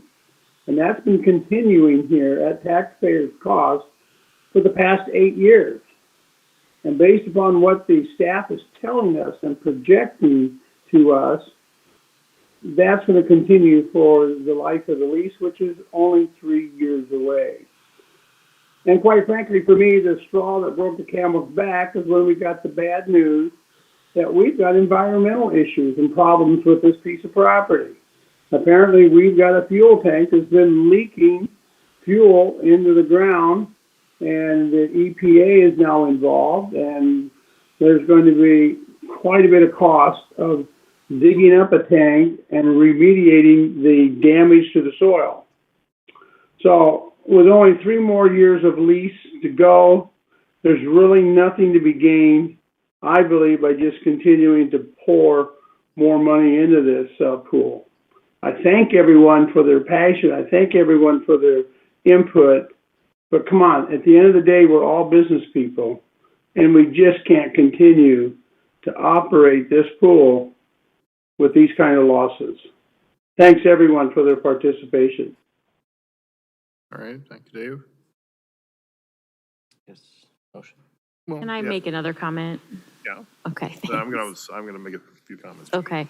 I just wanted to clarify, I mean, I don't necessarily know that aquatics has to be a money-making venture in our community. In my mind, it's a community asset, and it's something that is worth putting money into just for the benefit it brings to our community. But the amount of money, as Adam articulated, that we're putting in for such a limited amount of time of use, when we don't even know that when we push the on button, it's gonna turn over. So I think that is an important consideration. And I also wanted to thank everyone that has been involved in advocating for keeping it open, for moving on over the years. I think this is a pretty monumental thing that we're doing tonight, and I think it's for the best of our community as we move forward for the future. Yep. Thanks, Bridget. So again, yeah, I just wanted to summarize, and then I'll open it up for consideration of a motion. But you know, this has been a difficult subject. I think maybe we've been discussing closing as long as you've been, you know, before you were born. I was going to say maybe. But in all seriousness, it's something that, you know, it's been a very unique asset. Yes, it is. It's a great indoor pool that's very unique in the area. And we have kept it open probably longer than it ever should have, but the time has come. And especially the time with respect to the lease, it's been looming on the horizon for a number of years. And I just think it's time that we need to do this. And then independent of that, we need to have a separate discussion as far as what any future aquatic facility would look like at Urbandale. And that could be another indoor facility. So that's an independent discussion, and we need to start that discussion now too. So, but I do think this is the right decision, and I appreciate the council looking at this with the right lenses and determining that this is the right decision to make at this time. For the city, but then to move on and see what our future lies. So, with that, there's a proposed resolution. I'll ask for consideration. So motion to approve council letter 6644. Okay, motion by Obrecht. Second by Pogge. Any further discussion? If not, please vote.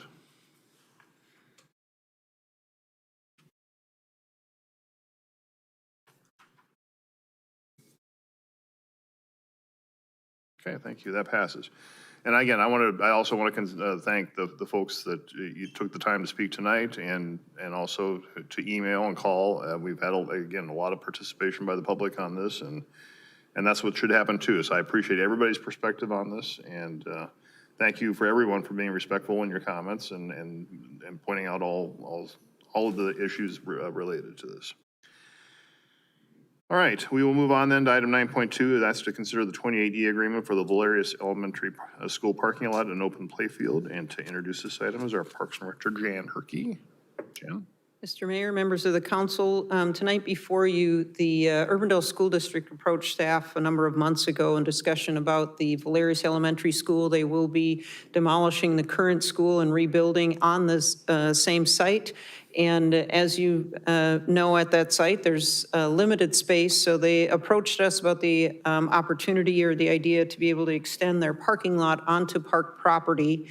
And as part of that discussion, as well, is to construct a play field in the proximity of where their current playground or play field would be. So what they're proposing is to extend onto park property. So this is the tennis court. This is the property line where Walker Johnson Park extends. So extending on approximately 130 feet by 270 feet in size. So this is the tennis courts. This is the restroom there.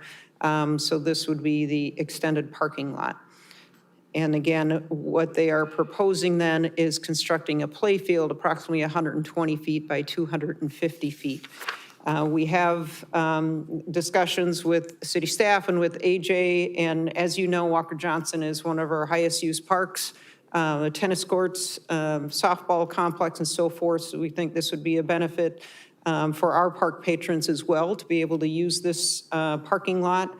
And the open play field, what we're proposing is that the city would be responsible for the scheduling this. The school district could be guaranteed usage during the school hours and additional times that is reasonable period of time they can notify the city. The city would then be guaranteed usage during the times the school district is not using it, including evening, weekends, and when the school's not in session, and that we would schedule any third-party usage. As we certainly are realizing, and we know over the years, there is always a need for additional open space and playfield space. So we would then propose that we would maintain this because if it were to be used such as soccer or other play activities, it may need to be mowed more frequently than what a playground on a regular playground would be. So as part of the 20AD agreement and outlined in here, we also are proposing the consideration of irrigating this open play space, and that would certainly be at the discretion of the city council. What we are proposing is have the school district to add that to their construction project as an alternate. And then once they get bids in, that could be considered by you as a council if those bids are something that you would want to approve or not. But we think putting in irrigation when at the time the field's constructed would be a lot more cost effective and certainly give us a lot of other opportunities for quality playing service and more options for programming. So before you tonight, again, is the recommendation then for approving this 20AD agreement, authorizing the execution of the agreement between the Valerius Elementary School as outlined. Be happy to answer any questions you might have. Jan, I think this is a great project that shows how we can work well with our school partners. Will there be acts like a sidewalk from the parking lot, one or the other, that would get people over to the field? Over to, because we have this sidewalk right now, but that certainly would be a question. I anticipate this is concrete, but we certainly can inquire with them of what the plan is. But I believe this is all concrete. This would be concrete and going down. Because I just, hearing you talk about having drainage or sprinklers, irrigation. Irrigation. I just hear or envision lots and lots and lots of activity here. And the parking is pretty far away. So I would hope to see some, a path connecting them, but it's their project, I guess. So that's just my 2 cents. We certainly can mention that to the contractor. Bridget and I are on the same page. I was thinking of connecting the the parking lot to the tennis courts. So, and how somebody, if they park their car, they aren't always walking across the grass to get over the tennis courts. But the other thing too is, at least in the CIP, we talked about water access points, and kind of with this stormwater detention area being so close to the potential water access point, just making sure that in the future, if the city wanted to do something there, that we have that ability, would be a nice item. Don't know what it looks like, don't know what it gets designed as, but that stormwater detention at least is not a fenced-in area, but could be a outdoor classroom or a play area that's on the water trail system. So, In the Water Trails Master Plan, the proposed location would be where the treehouse, kind of just north of the pond, is that proposed location. AJ and I did visit with school administrators preliminary, talking about the discussions during the CIP and so forth. And right now, they don't anticipate a significant level or benefit for outdoor classroom investing into that opportunity, we'll put it that way, when they're prioritizing, obviously with the city and the school district, you prioritize your projects and so forth. So they certainly be, obviously it's city property, so they encourage the city to pursue how they want, but I know that was something that came up in the CIP, so I wanted to update you on that as well. yeah, the example I mentioned with AJ earlier was Easter Lake. So there's a school there along with multiple detentions before they go into Easter Lake. And so it's just a neat area that brings a lot of wildlife and things you don't see anywhere else. So. Yep. Jan, that would be my only follow-up question would be is if they could show us just how you get from the parking lot to the play field. I presume they're going to have some kind of sidewalk or something around the structure that way, but that just might be nice to know. And I agree. I mean, people are going to end up ripping up their turf, walking back and forth all the time anyway. Certainly, we will share that with them and have an updated plan. And this is very preliminary plan that they shared with us. That's what I Before figured. they develop any more, they wanted to make sure that it was favorable. And this would go to the school board then at their meeting, I believe, in March 29th for approval. No, thanks, Jan. The school, I want to compliment you first for working with the school district. The second thing is, this is a smaller size soccer field, it's for the younger age groups. It's also going to be a playground. Have we given any thought to putting in artificial turf instead of irrigation and everything? The cost may be considerably less to put in turf. And just a thought, I'm certainly not an architect or someone to tell you what to do, but you might want to consider that for the amount of usage I think is going to be on that field. Might be a lot better for everybody. Certainly can bring that up. I know that in general, and obviously a larger size play field, but I know when the ones that are going in Des Moines and Grimes, they usually say about $1 million for a soccer field for artificial turf. This again, obviously, as you know, is smaller than that. So we can ask the question, certainly. It's smaller, and I don't know what the cost of irrigation is. I don't know what the cost of pumping water there. I know what it costs to do the soccer fields out on 104th for back that time, and I know my wife mistakenly opened the wrong water bill one time and about had a heart attack. So we might be able to pay for it over time.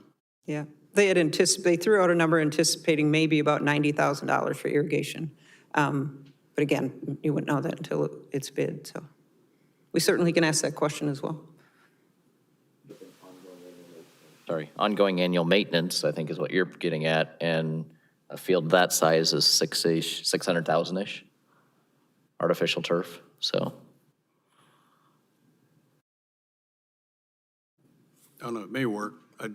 Yeah. I'd just like to consider it now rather than put in irrigation and everything. Everybody comes and say, why don't we put in turf now? Right, because I mean, that school has the potential to have 500 to 600 kids at it. playing on it all day long, doesn't matter how much you irrigate it, it may not be good turf. Right. This is not directly related to, but it appears the demonstration garden doesn't get affected by any of this then either. That's, It appears what? the demonstration garden, is that? No, that will remain. Thought that was what the plan was, but I just want to make sure that they were.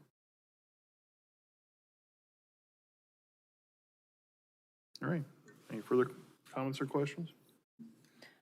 Move to approve council letter or resolution 100-2021.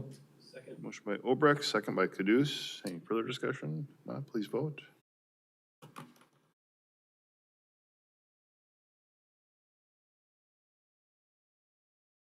That passes. All right, thank you. Item 9.3 is the design services agreement supplemental number 1 for the Barrett Park Natural Playscape. Jan? Yeah, the, before you tonight is for the amendment or supplement to the design services agreement. In December, you approved the design services agreement with JBC for the design of the Barrett Park Natural Playscape. And we've had discussions, and I know AJ's had discussions with you in regards to adding the restroom and shelter to the project. In the CIP for 2021, we had $220,000 budgeted for this project, and that would include a parking lot, signage, landscaping, play pods, and the design plan moved forward with that in 2021 for fall completed by this fall. In 2022 is funding for a restroom and shelter that was planned for across the street in Waterford Park. And as we started designing this park, got public input, we're realizing what an amenity this is going to be in a highly used area. So we're proposing to have the restroom and shelter at Barrett Park instead of at Waterford Park. And also that requesting that instead of tearing up the site in 2021 and then coming back in 2022 to do the restroom, is requesting that the funding to add the restroom now. And that would just require reimbursement resolution to advance the 2022 bond issue. And that's going to be considered later in this meeting for combined with other projects. So the next step, therefore, if you add the restroom and shelter, that obviously requires additional architectural design and additional services. So that is what is before you tonight, is the additional services of $16,480 to for the design services for the restroom and shelter adding for this project. Be happy to answer any questions you might have. Okay. Questions for Jan? None. I'll ask for a motion in a second. Resolution 099-2021. Motion by Caduce. Second. Second by Carberry Montgomery. Discussion, please vote.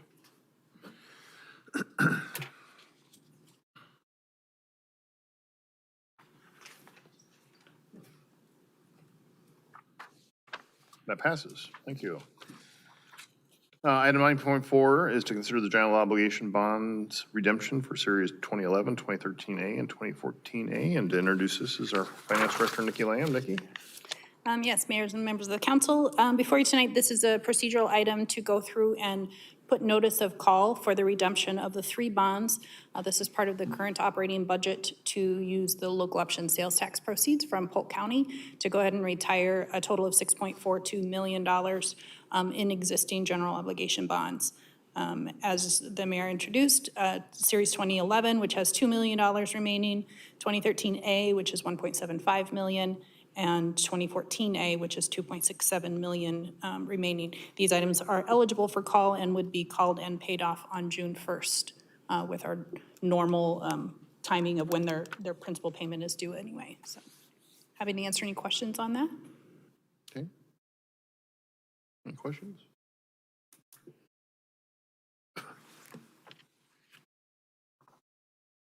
There are 3 items for consideration. Move to approve resolution 87-2021. Okay, motion by Obrecht. Second. Second by Pogge. Discussion, please vote.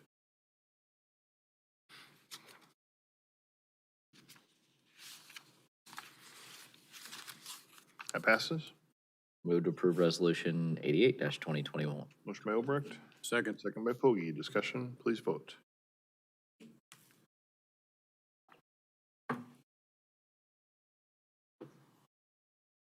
And move to approve resolution 89-2021.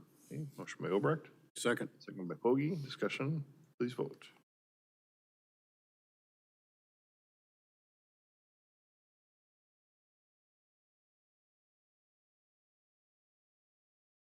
And that passes. All right, thank you. Item 9.5 is consider the bids for the 2020 sidewalk program. John?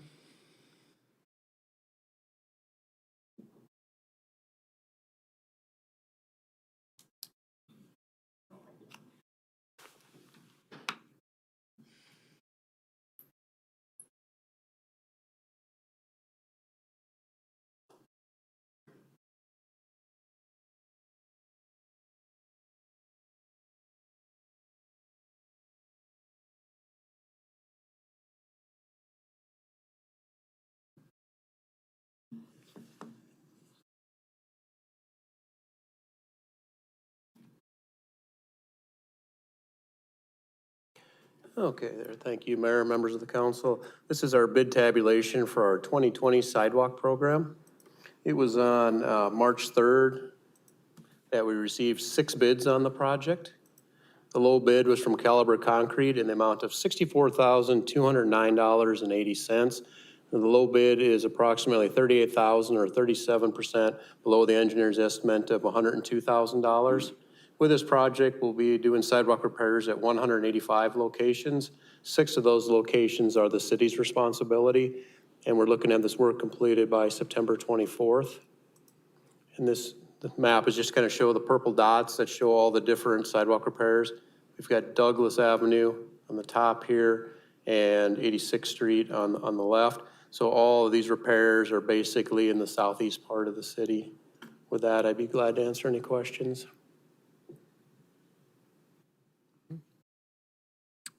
Love seeing the cost savings, but on a program like this where we allocate basically $100,000 a year to, if we came back for a second round, do we have the spots identified that to do another $30,000 to $40,000 of sidewalks? We do not. This was actually, normally this area would have been a larger area that we walked, but due to the COVID, we kind of stopped our area shorter than normal.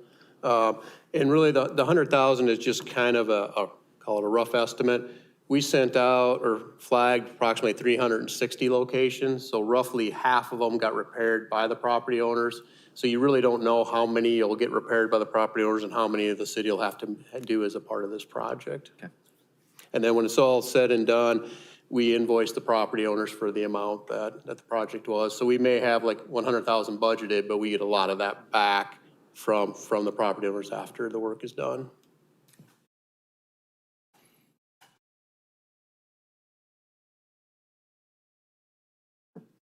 Move to approve resolution 90-2021. Motion by Obrecht, second by Caduce. Discussion, please vote.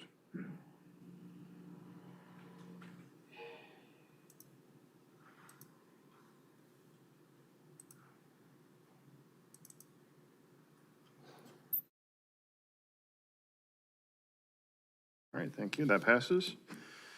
Item 9.7, excuse me, is consider the equipment purchase for the asphalt reclaimer. John? I think we missed 9.6. Oh, I'm sorry. I skipped over on it. Yes, I'm sorry. Item 9.6 is consider the 2021 ADA pedestrian access route transition plan improvement program bids. Sorry about that.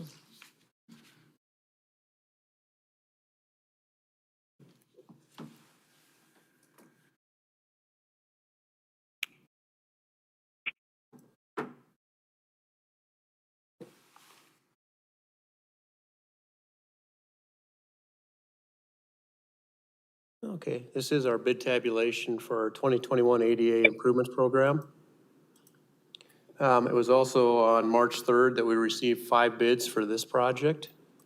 The low bid was from Caliber Concrete in the amount of $67,969.37. This was approximately $54,000 or 44% below our engineer's estimate of $122,000 for the project. With this, we'll be rebuilding the sidewalk ramps at 10 intersections. We'll be doing a total of 460 square yards of sidewalk and ramp improvements, and we're anticipating this being completed by September 24th. So to show where we're at, this is Meredith Drive on the top. Here's 86th Street over on the left-hand side. The majority of them are on 70th Street between Meredith and Douglas. There's 7 of the 10. And we just have some other loose ones that we were picking up as well. With that, I'd be glad to answer any questions. John, Dave Russell here. Is there a reimbursement from the federal government because we're required to put in these ADA ramps? No, there is not. It's just a requirement. If we ever want to obtain federal funds, we need to have this program in place and be working on improving the ramps. We've been doing this for a few years now. How many more do you anticipate that we'll need to do? I don't think my career will last long enough to do all the sidewalks, so I think it's quite a while. Yeah. All right, because it's, and then how do you determine which intersection? You know, it just seems to me we're throwing $100,000 a year at this project until you retire, sounds like. And I thought that there would be some federal funds because we're complying with their mandate. Unfortunately, yeah, there is no funds based on their mandates. So the way it's determined is we started off with the high pedestrian rates or areas around schools and around the city campus, and then we've moved into the arterial system that we're working on now. And we do ramps not just with this project, but for instance, with our patching program, anytime that we're doing a patch next to a ramp, we also bring that ramp into compliance as well. So we are doing other areas, but again, unfortunately, a high percentage of our ramps are out of compliance, so we're just slowly working through that. Yeah. We're mandated to do it, but they gave us a reasonable, I mean, we could establish a reasonable time frame or a reasonable schedule to do it, but we're the ones paying the bill, yeah. Correct. That's back when we started the plan, 3-4 years ago, that it was decided that $100,000 would be what we would use. Right. And as you can see this year, we kind of got lucky is we got some really good bids that Caliber Concrete that's also doing the sidewalk program is doing the ADA program. So again, we try to put together the best program we can. It's good when you get those lower bids and can get more done in the future. And then tying on to Adam's earlier questions about the sidewalks, since we anticipated 100,000 and the bid came in lower, should we do some additional locations then?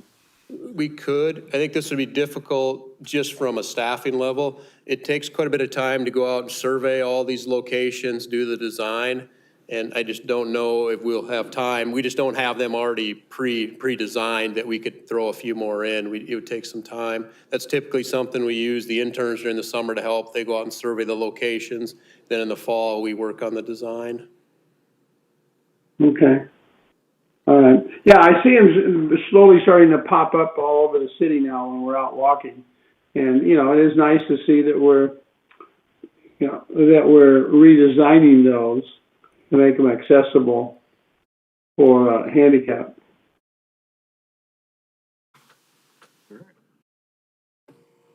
So are you making a motion to approve that then? Yeah, I would so move. All right, motion by Russell. Second by Caduce. Discussion, please vote. Way to get a motion out of him. All right.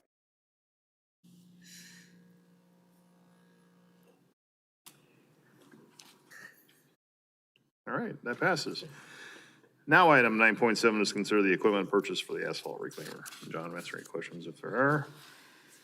John, can you tell me what an asphalt reclaimer is? I was actually hoping somebody would ask. It sounds much cooler than it is. But actually, all it is a box that keeps the asphalt hot while we're doing our pothole patching. Because otherwise, if you don't have it heated, again, you can't keep your asphalt hot to keep doing your pothole patching. Well, I'm glad I asked. And with that, I'll move council letter. Can I speak one question? And I am not an asphalt aficionado, but we have done some parking lots where we use the infrared technology where we reheat the asphalt. Is that something where you can reheat it and remold it? Is that something that's been considered? I've heard it's less expensive than coming in with new asphalt and patching. Actually, the difference is probably most of ours are concrete streets, so again, we're doing the asphalt. And we have the spray patcher, which basically puts the emulsion, the heated asphalt, and we spray it back in. That's where you can sometimes see the white rock on top. That seems to last a little longer, but this is just another method that we use to kind of fill the potholes. But usually in the concrete street, we're just filling those in until which time that we do a patching program. Got it. Okay, thanks, John. John, I was just wondering, based on the number of your presentations tonight, did you do something wrong or just draw the short stick? It's just that time of the year for us. Maybe Dave was holding stuff in the bag until he retired. Yeah. Well, actually, the thing that I think is kind of funny is when I was getting this ready, I had to take off the 2020 ADA program shortcut and put on the 2021. So it's been a year since we've actually been up here using this computer. All right, so motion by Carberry Montgomery, correct? Yes. Second by? I'll second. Second by Pogge. Discussion, please vote.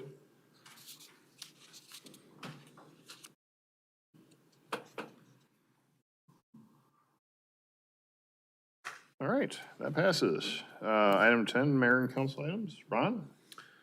The only thing I have is I share Bridget's enthusiasm for the skilled trades program, and I would encourage staff to maybe send a letter supporting it so that they can use to others and get it going.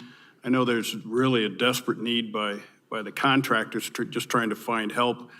Plus, it's great for these kids going through. They can get well-paying jobs and get placed someplace. So I think it's something that I'm really in favor of, and maybe Urbandale can push a little bit and get some of the others to jump in too. All right, thanks, Ron. Adam? I'm good. Thanks, Mayor. Adam? Just add on to what Ron said, Urbandale lost its program because they lost buildable lots in the Urbandale School District. And so I'd love to see that program continue and get back and going in some way. Most of the kids that went through that program also actually did go on to four-year college, so it wasn't always just straight into trades. But having that skill set through college paid a lot of bills too. So, and then the other thing was I've had a couple discussions with some nonprofits around the idea of the Health and Social Services, HSS budget. I get that right? Okay. And a lot of them talked about wanting multi-year grant commitments if we do go down that route, because if they're going to commit to a program, that they're going to want multi-year commitments back from us. So that was a new item that I hadn't heard from other nonprofits, but wanted to share that if we get to the point of doing granting from that budget. All right. We probably need to have a discussion on that with the subcommittee to. Yeah. Okay. Yep. Yep. Bridget? I have other items, but what's your time frame on, or do we need to start doing that pretty soon? Why don't or- we get something scheduled, yeah. Okay.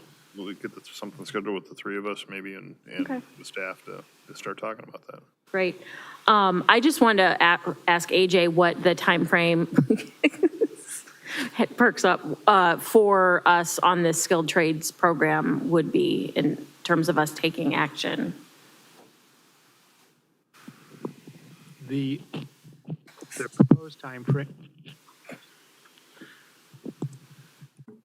The proposed timeframe would be that we would come back at your last meeting in March. I have a regular scheduled meeting with my counterparts from West Des Moines, Clyde, and Waukee on Friday. I will discuss it with them, but my discussions with home builder folks, they felt very confident this was moving itself through. So I'd like to bring it back to for your consideration at the last meeting in March of this year. Great. I was really impressed with that program, and I think it'll be a great asset for our kids throughout the metro. Just a couple of updates from DART. We approved our budget. We're implementing a new budget program where 50% is based on population and 50% is based on usage, which is how much service you get, how many miles are in the community. So we're in a lower tier. I mean, even though we get a pretty decent amount of service from DART, we're in a lower tier of service, and we will actually see a significant reduction in the amount of money that we're going to be paying. But at the request of the city of Des Moines, who's going to be seeing a substantial increase in what they're paying in their property taxes, we're doing an 8-year phase-in of that portion of the property tax before we get to that equation, the whole 100%.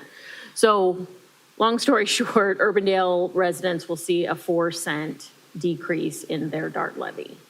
So that's a nice addition to what we are offering, and it'll continue to decline over the next 8 years, and quite substantially. I don't have the number off the top of my head. Also, DART is offering service via paratransit and regular bus routes to folks that are getting vaccines. DART always steps up to the plate for things like this with voting and vaccines, and just very proud of what they're doing to help our metro get through this and get to the other side. I also wanted to let people know that they are doing a double round of donations of their rideshare vans because they didn't do one last year. So they're, I think, going to be giving away 8 buses to 8 vans. And I don't remember if we've applied for those in the past. I thought we had, but maybe it was UCAN. But I forwarded the information on to Jan. And there's information on their website and their Facebook page for any other organizations that are interested in getting one of those retired rideshare vans.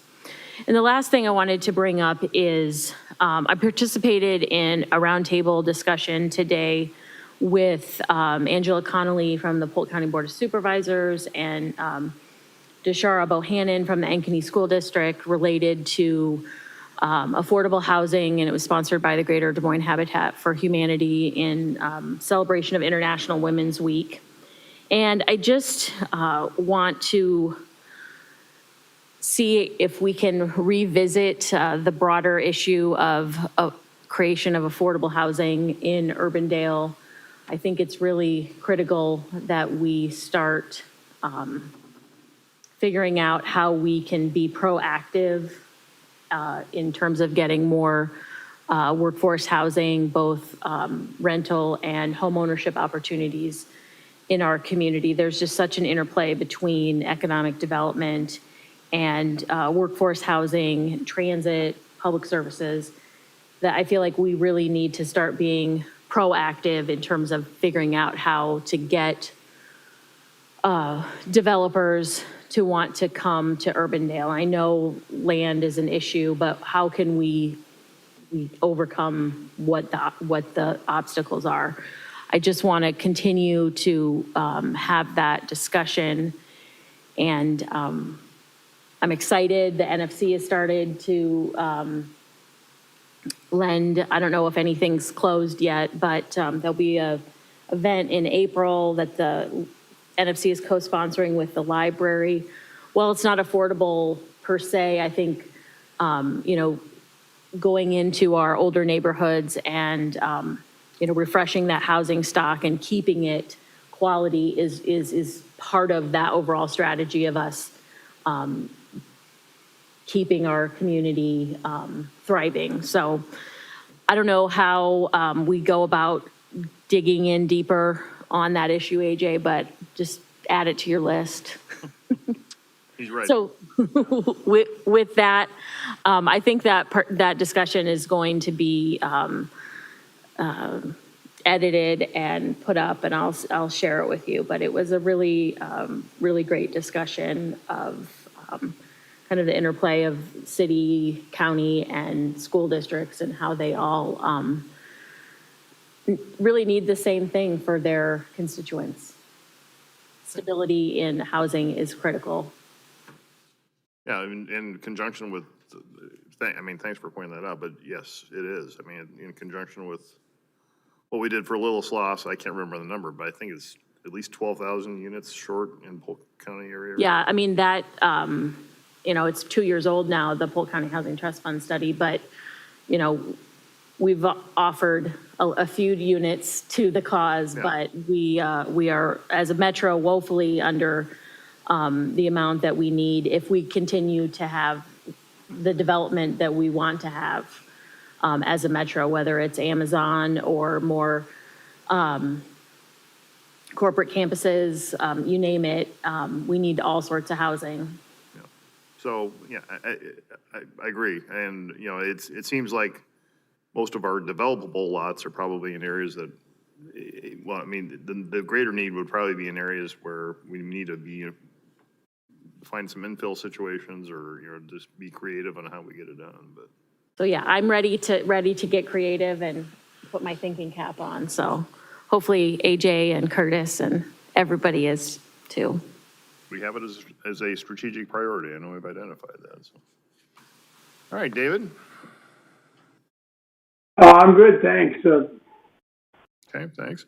I don't have a whole lot either. I just want to report we had MAC again this morning and listened to, you know, a legislative priority session. You know, there's some items that are pretty troubling, I think, for cities again this year. And we're watching it, you know, AJ, and I mean, you're nodding your head.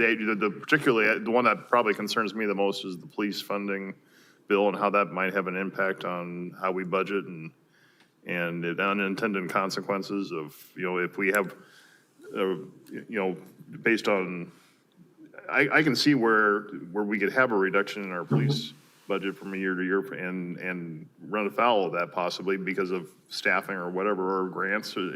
Is that being, are we identifying, is the league identifying those? The league is speak up louder. The league has registered an opposition from the standpoint of local control. And that's a very big issue for Iowa community, particularly metro communities, is that those decisions should be made at the local level. Yeah, that might be better, so. Yeah. Anyways, this is weird getting used to all this again. Anyway, the league is registered in opposition. We've been following it, and as we understand the bill, it would, if cities reduce the funding to police departments and it's not in conjunction with overall budget reductions, then that action can stand to be reviewed by the Department of Management, and then they will make a decision on your behalf as to whether that's appropriate or not. Our history is that we don't make just singular reductions in departments. We ask, when we have issues, all the departments are asked to contribute a percentage, a number, and it's applied across the board for us. So that is troubling because, again, regardless of how you may look to that particular issue, this council, a future council, I think the underlying issue is local control, home rule, and local determination of how you as a council or future council wish to provide funding for not only law enforcement, for other activities, because it could affect that. And also to have that non-elected state agency make a decision on behalf of this or other communities. Right. There's other legislation that's out there. They've modified their position on the 411 retirement. They have put in, as I understand, as it's gone through discussions, they've put in language that has, at one time it was open-ended. So you worked for the city that is a 411 city. There's 49 of them in the state of Iowa. And if you were injured as a policeman or a fireman, or if you had a pre-existing, if you had one of 15 different cancers or a heart or lung disease that was presumed to be job-related, and if you retired, there was a retirement process you went through for disability. What they were looking at was to say that if you were a healthy individual and you retired under a normal retirement in the 411 system, and that at some point in the future you contracted one of those 15 cancers or you developed heart or lung disease, that it would be retroactive to the city that they would have to pay for that. And if that happens while you're on duty, we own that disease in as much as we provide medical coverage for the rest of your life for that. If you have a heart attack on the job and that you are deemed to be disabled, then we provide that medical service, that we cover that medical cost for the rest of your life. Now, you may develop arthritis or other issues, but we're responsible for that particular issue. They've modified that. Instead of being open-ended, we believe it's anywhere from 2 to 3 years now they're talking about once you leave service. And then they've taken out viral diseases from their pre-existing, or their, what's the right word? It's presumptive for if you have, and again, that was discussion was centered around COVID. So if the original discussion was if you were a policeman or fireman, contracted COVID, and you become what they call a long hauler, where you had long-term issues, that the city would be responsible for that expense for the rest of your life. It's understanding that they've dropped that language.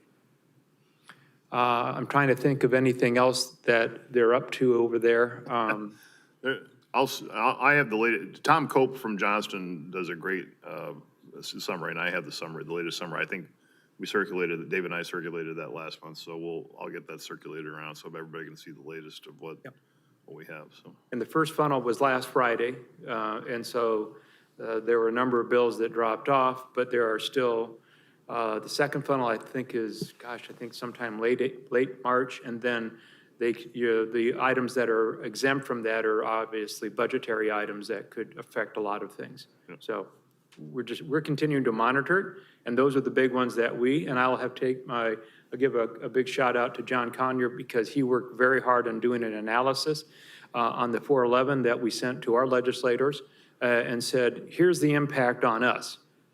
You know, we obviously want to be responsible and be responsive to our workforce, but you're talking about long-term monetary issues that are all on the city.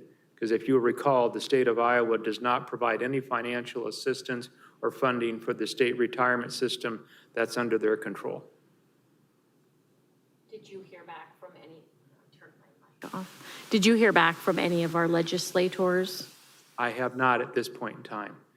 Both of them are usually pretty good about reaching out when there's a legislation proposed, and they like to know what the impact is in our community. But I've not heard from either one of them this legislative session. Well, I'd like to make sure that you include my legislators in that communication as well. Your legislator? Yes, mine as well. I'm a little bit remiss when I do that. I focus a little bit on the eastern side, so Well, we are very close to those representatives Yes. as former council persons. Yes. But I think it's very important that Senator Chapman and Representative Nordman acknowledge that they represent Urbandale and hear our concerns. I will certainly supply that to them. You've got Representative Eddie Andrews too, just. Yes, absolutely. More people lobbying on our behalf, I Gentleman guess. from That was my Johnston. thought, just the more people that are lobbying on our behalf. Yep, I will do that. I apologize. I have a tendency to be a little bit more focused Yes. on those other two individuals. All right. Thanks, AJ. You're welcome. And just a couple other quick things, and then we'll go to closed session. But just wanted to point or note that I guess I will be now the Secretary Treasurer of the MPO starting tomorrow at the Executive Committee, which, no increase in pay, but that leads ultimately to Vice Chair and Chair. So after 20 years on the MPO, I'm finally going to maybe chair this eventually someday. That means I may stick, whether I'm sticking around or not, but I guess that means I'm sticking around too. So if I stick around, let's put it that way.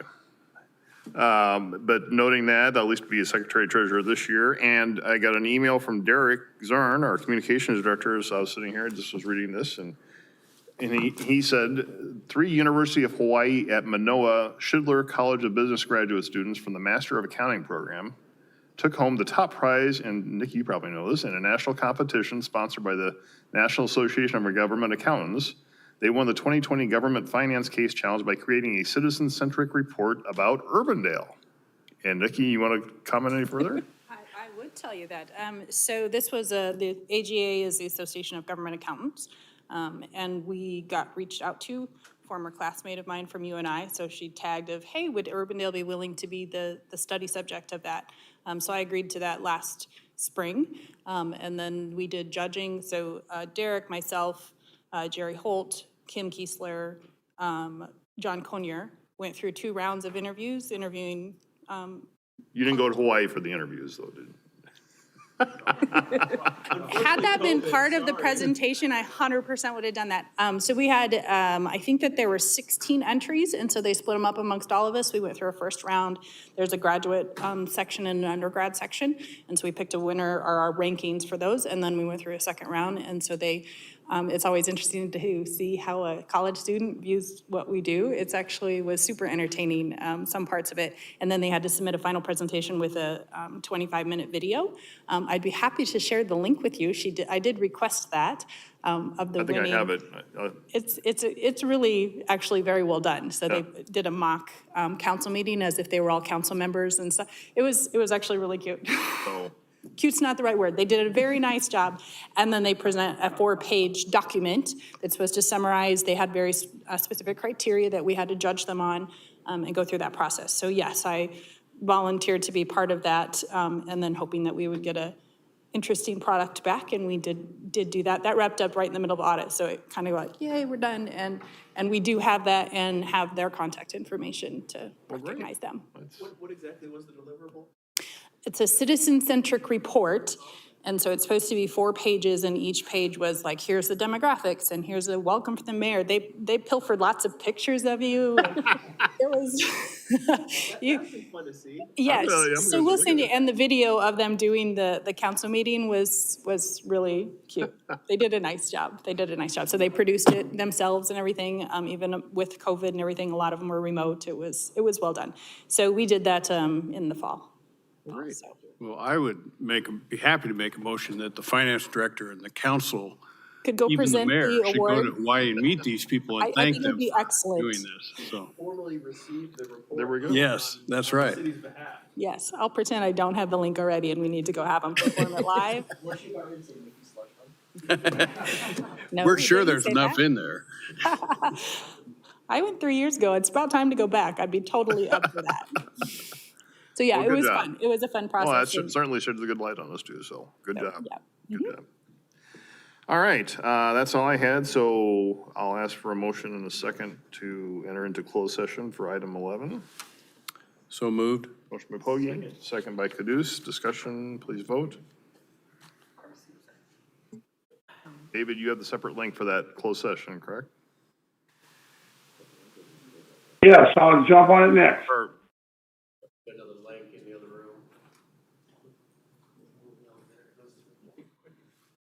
room. sure.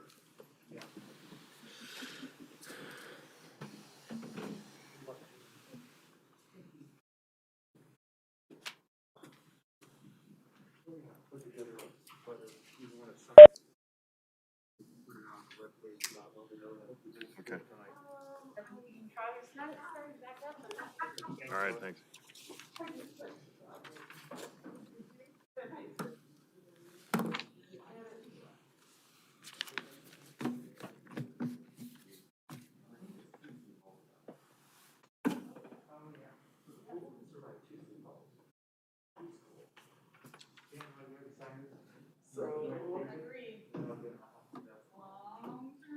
What we were gonna, I wanted to get your opinion,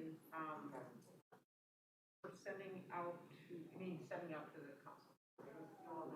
What we were gonna do, because the file goes to, We're on, don't, so then we thought on Friday, if you and Matt are available for lunch, promotional have thing. you been getting my emails? I didn't for a while. I had a real problem with my Urbandale account. Oh, okay. It I didn't- thought I sent them to your, No, you sent them to Urbandale account oh, I'm and, sorry. I meant to send them to your and account. IT here, switched over. And I hadn't checked my account for like 2 days, so he switched over. And so all of a sudden I didn't have access. So I called him and he says, well, it's in my directions. I said, but your directions are in my city account, which I can't open. He goes, oh, I get it now. So I finally got in and I'm sorry, I meant to send it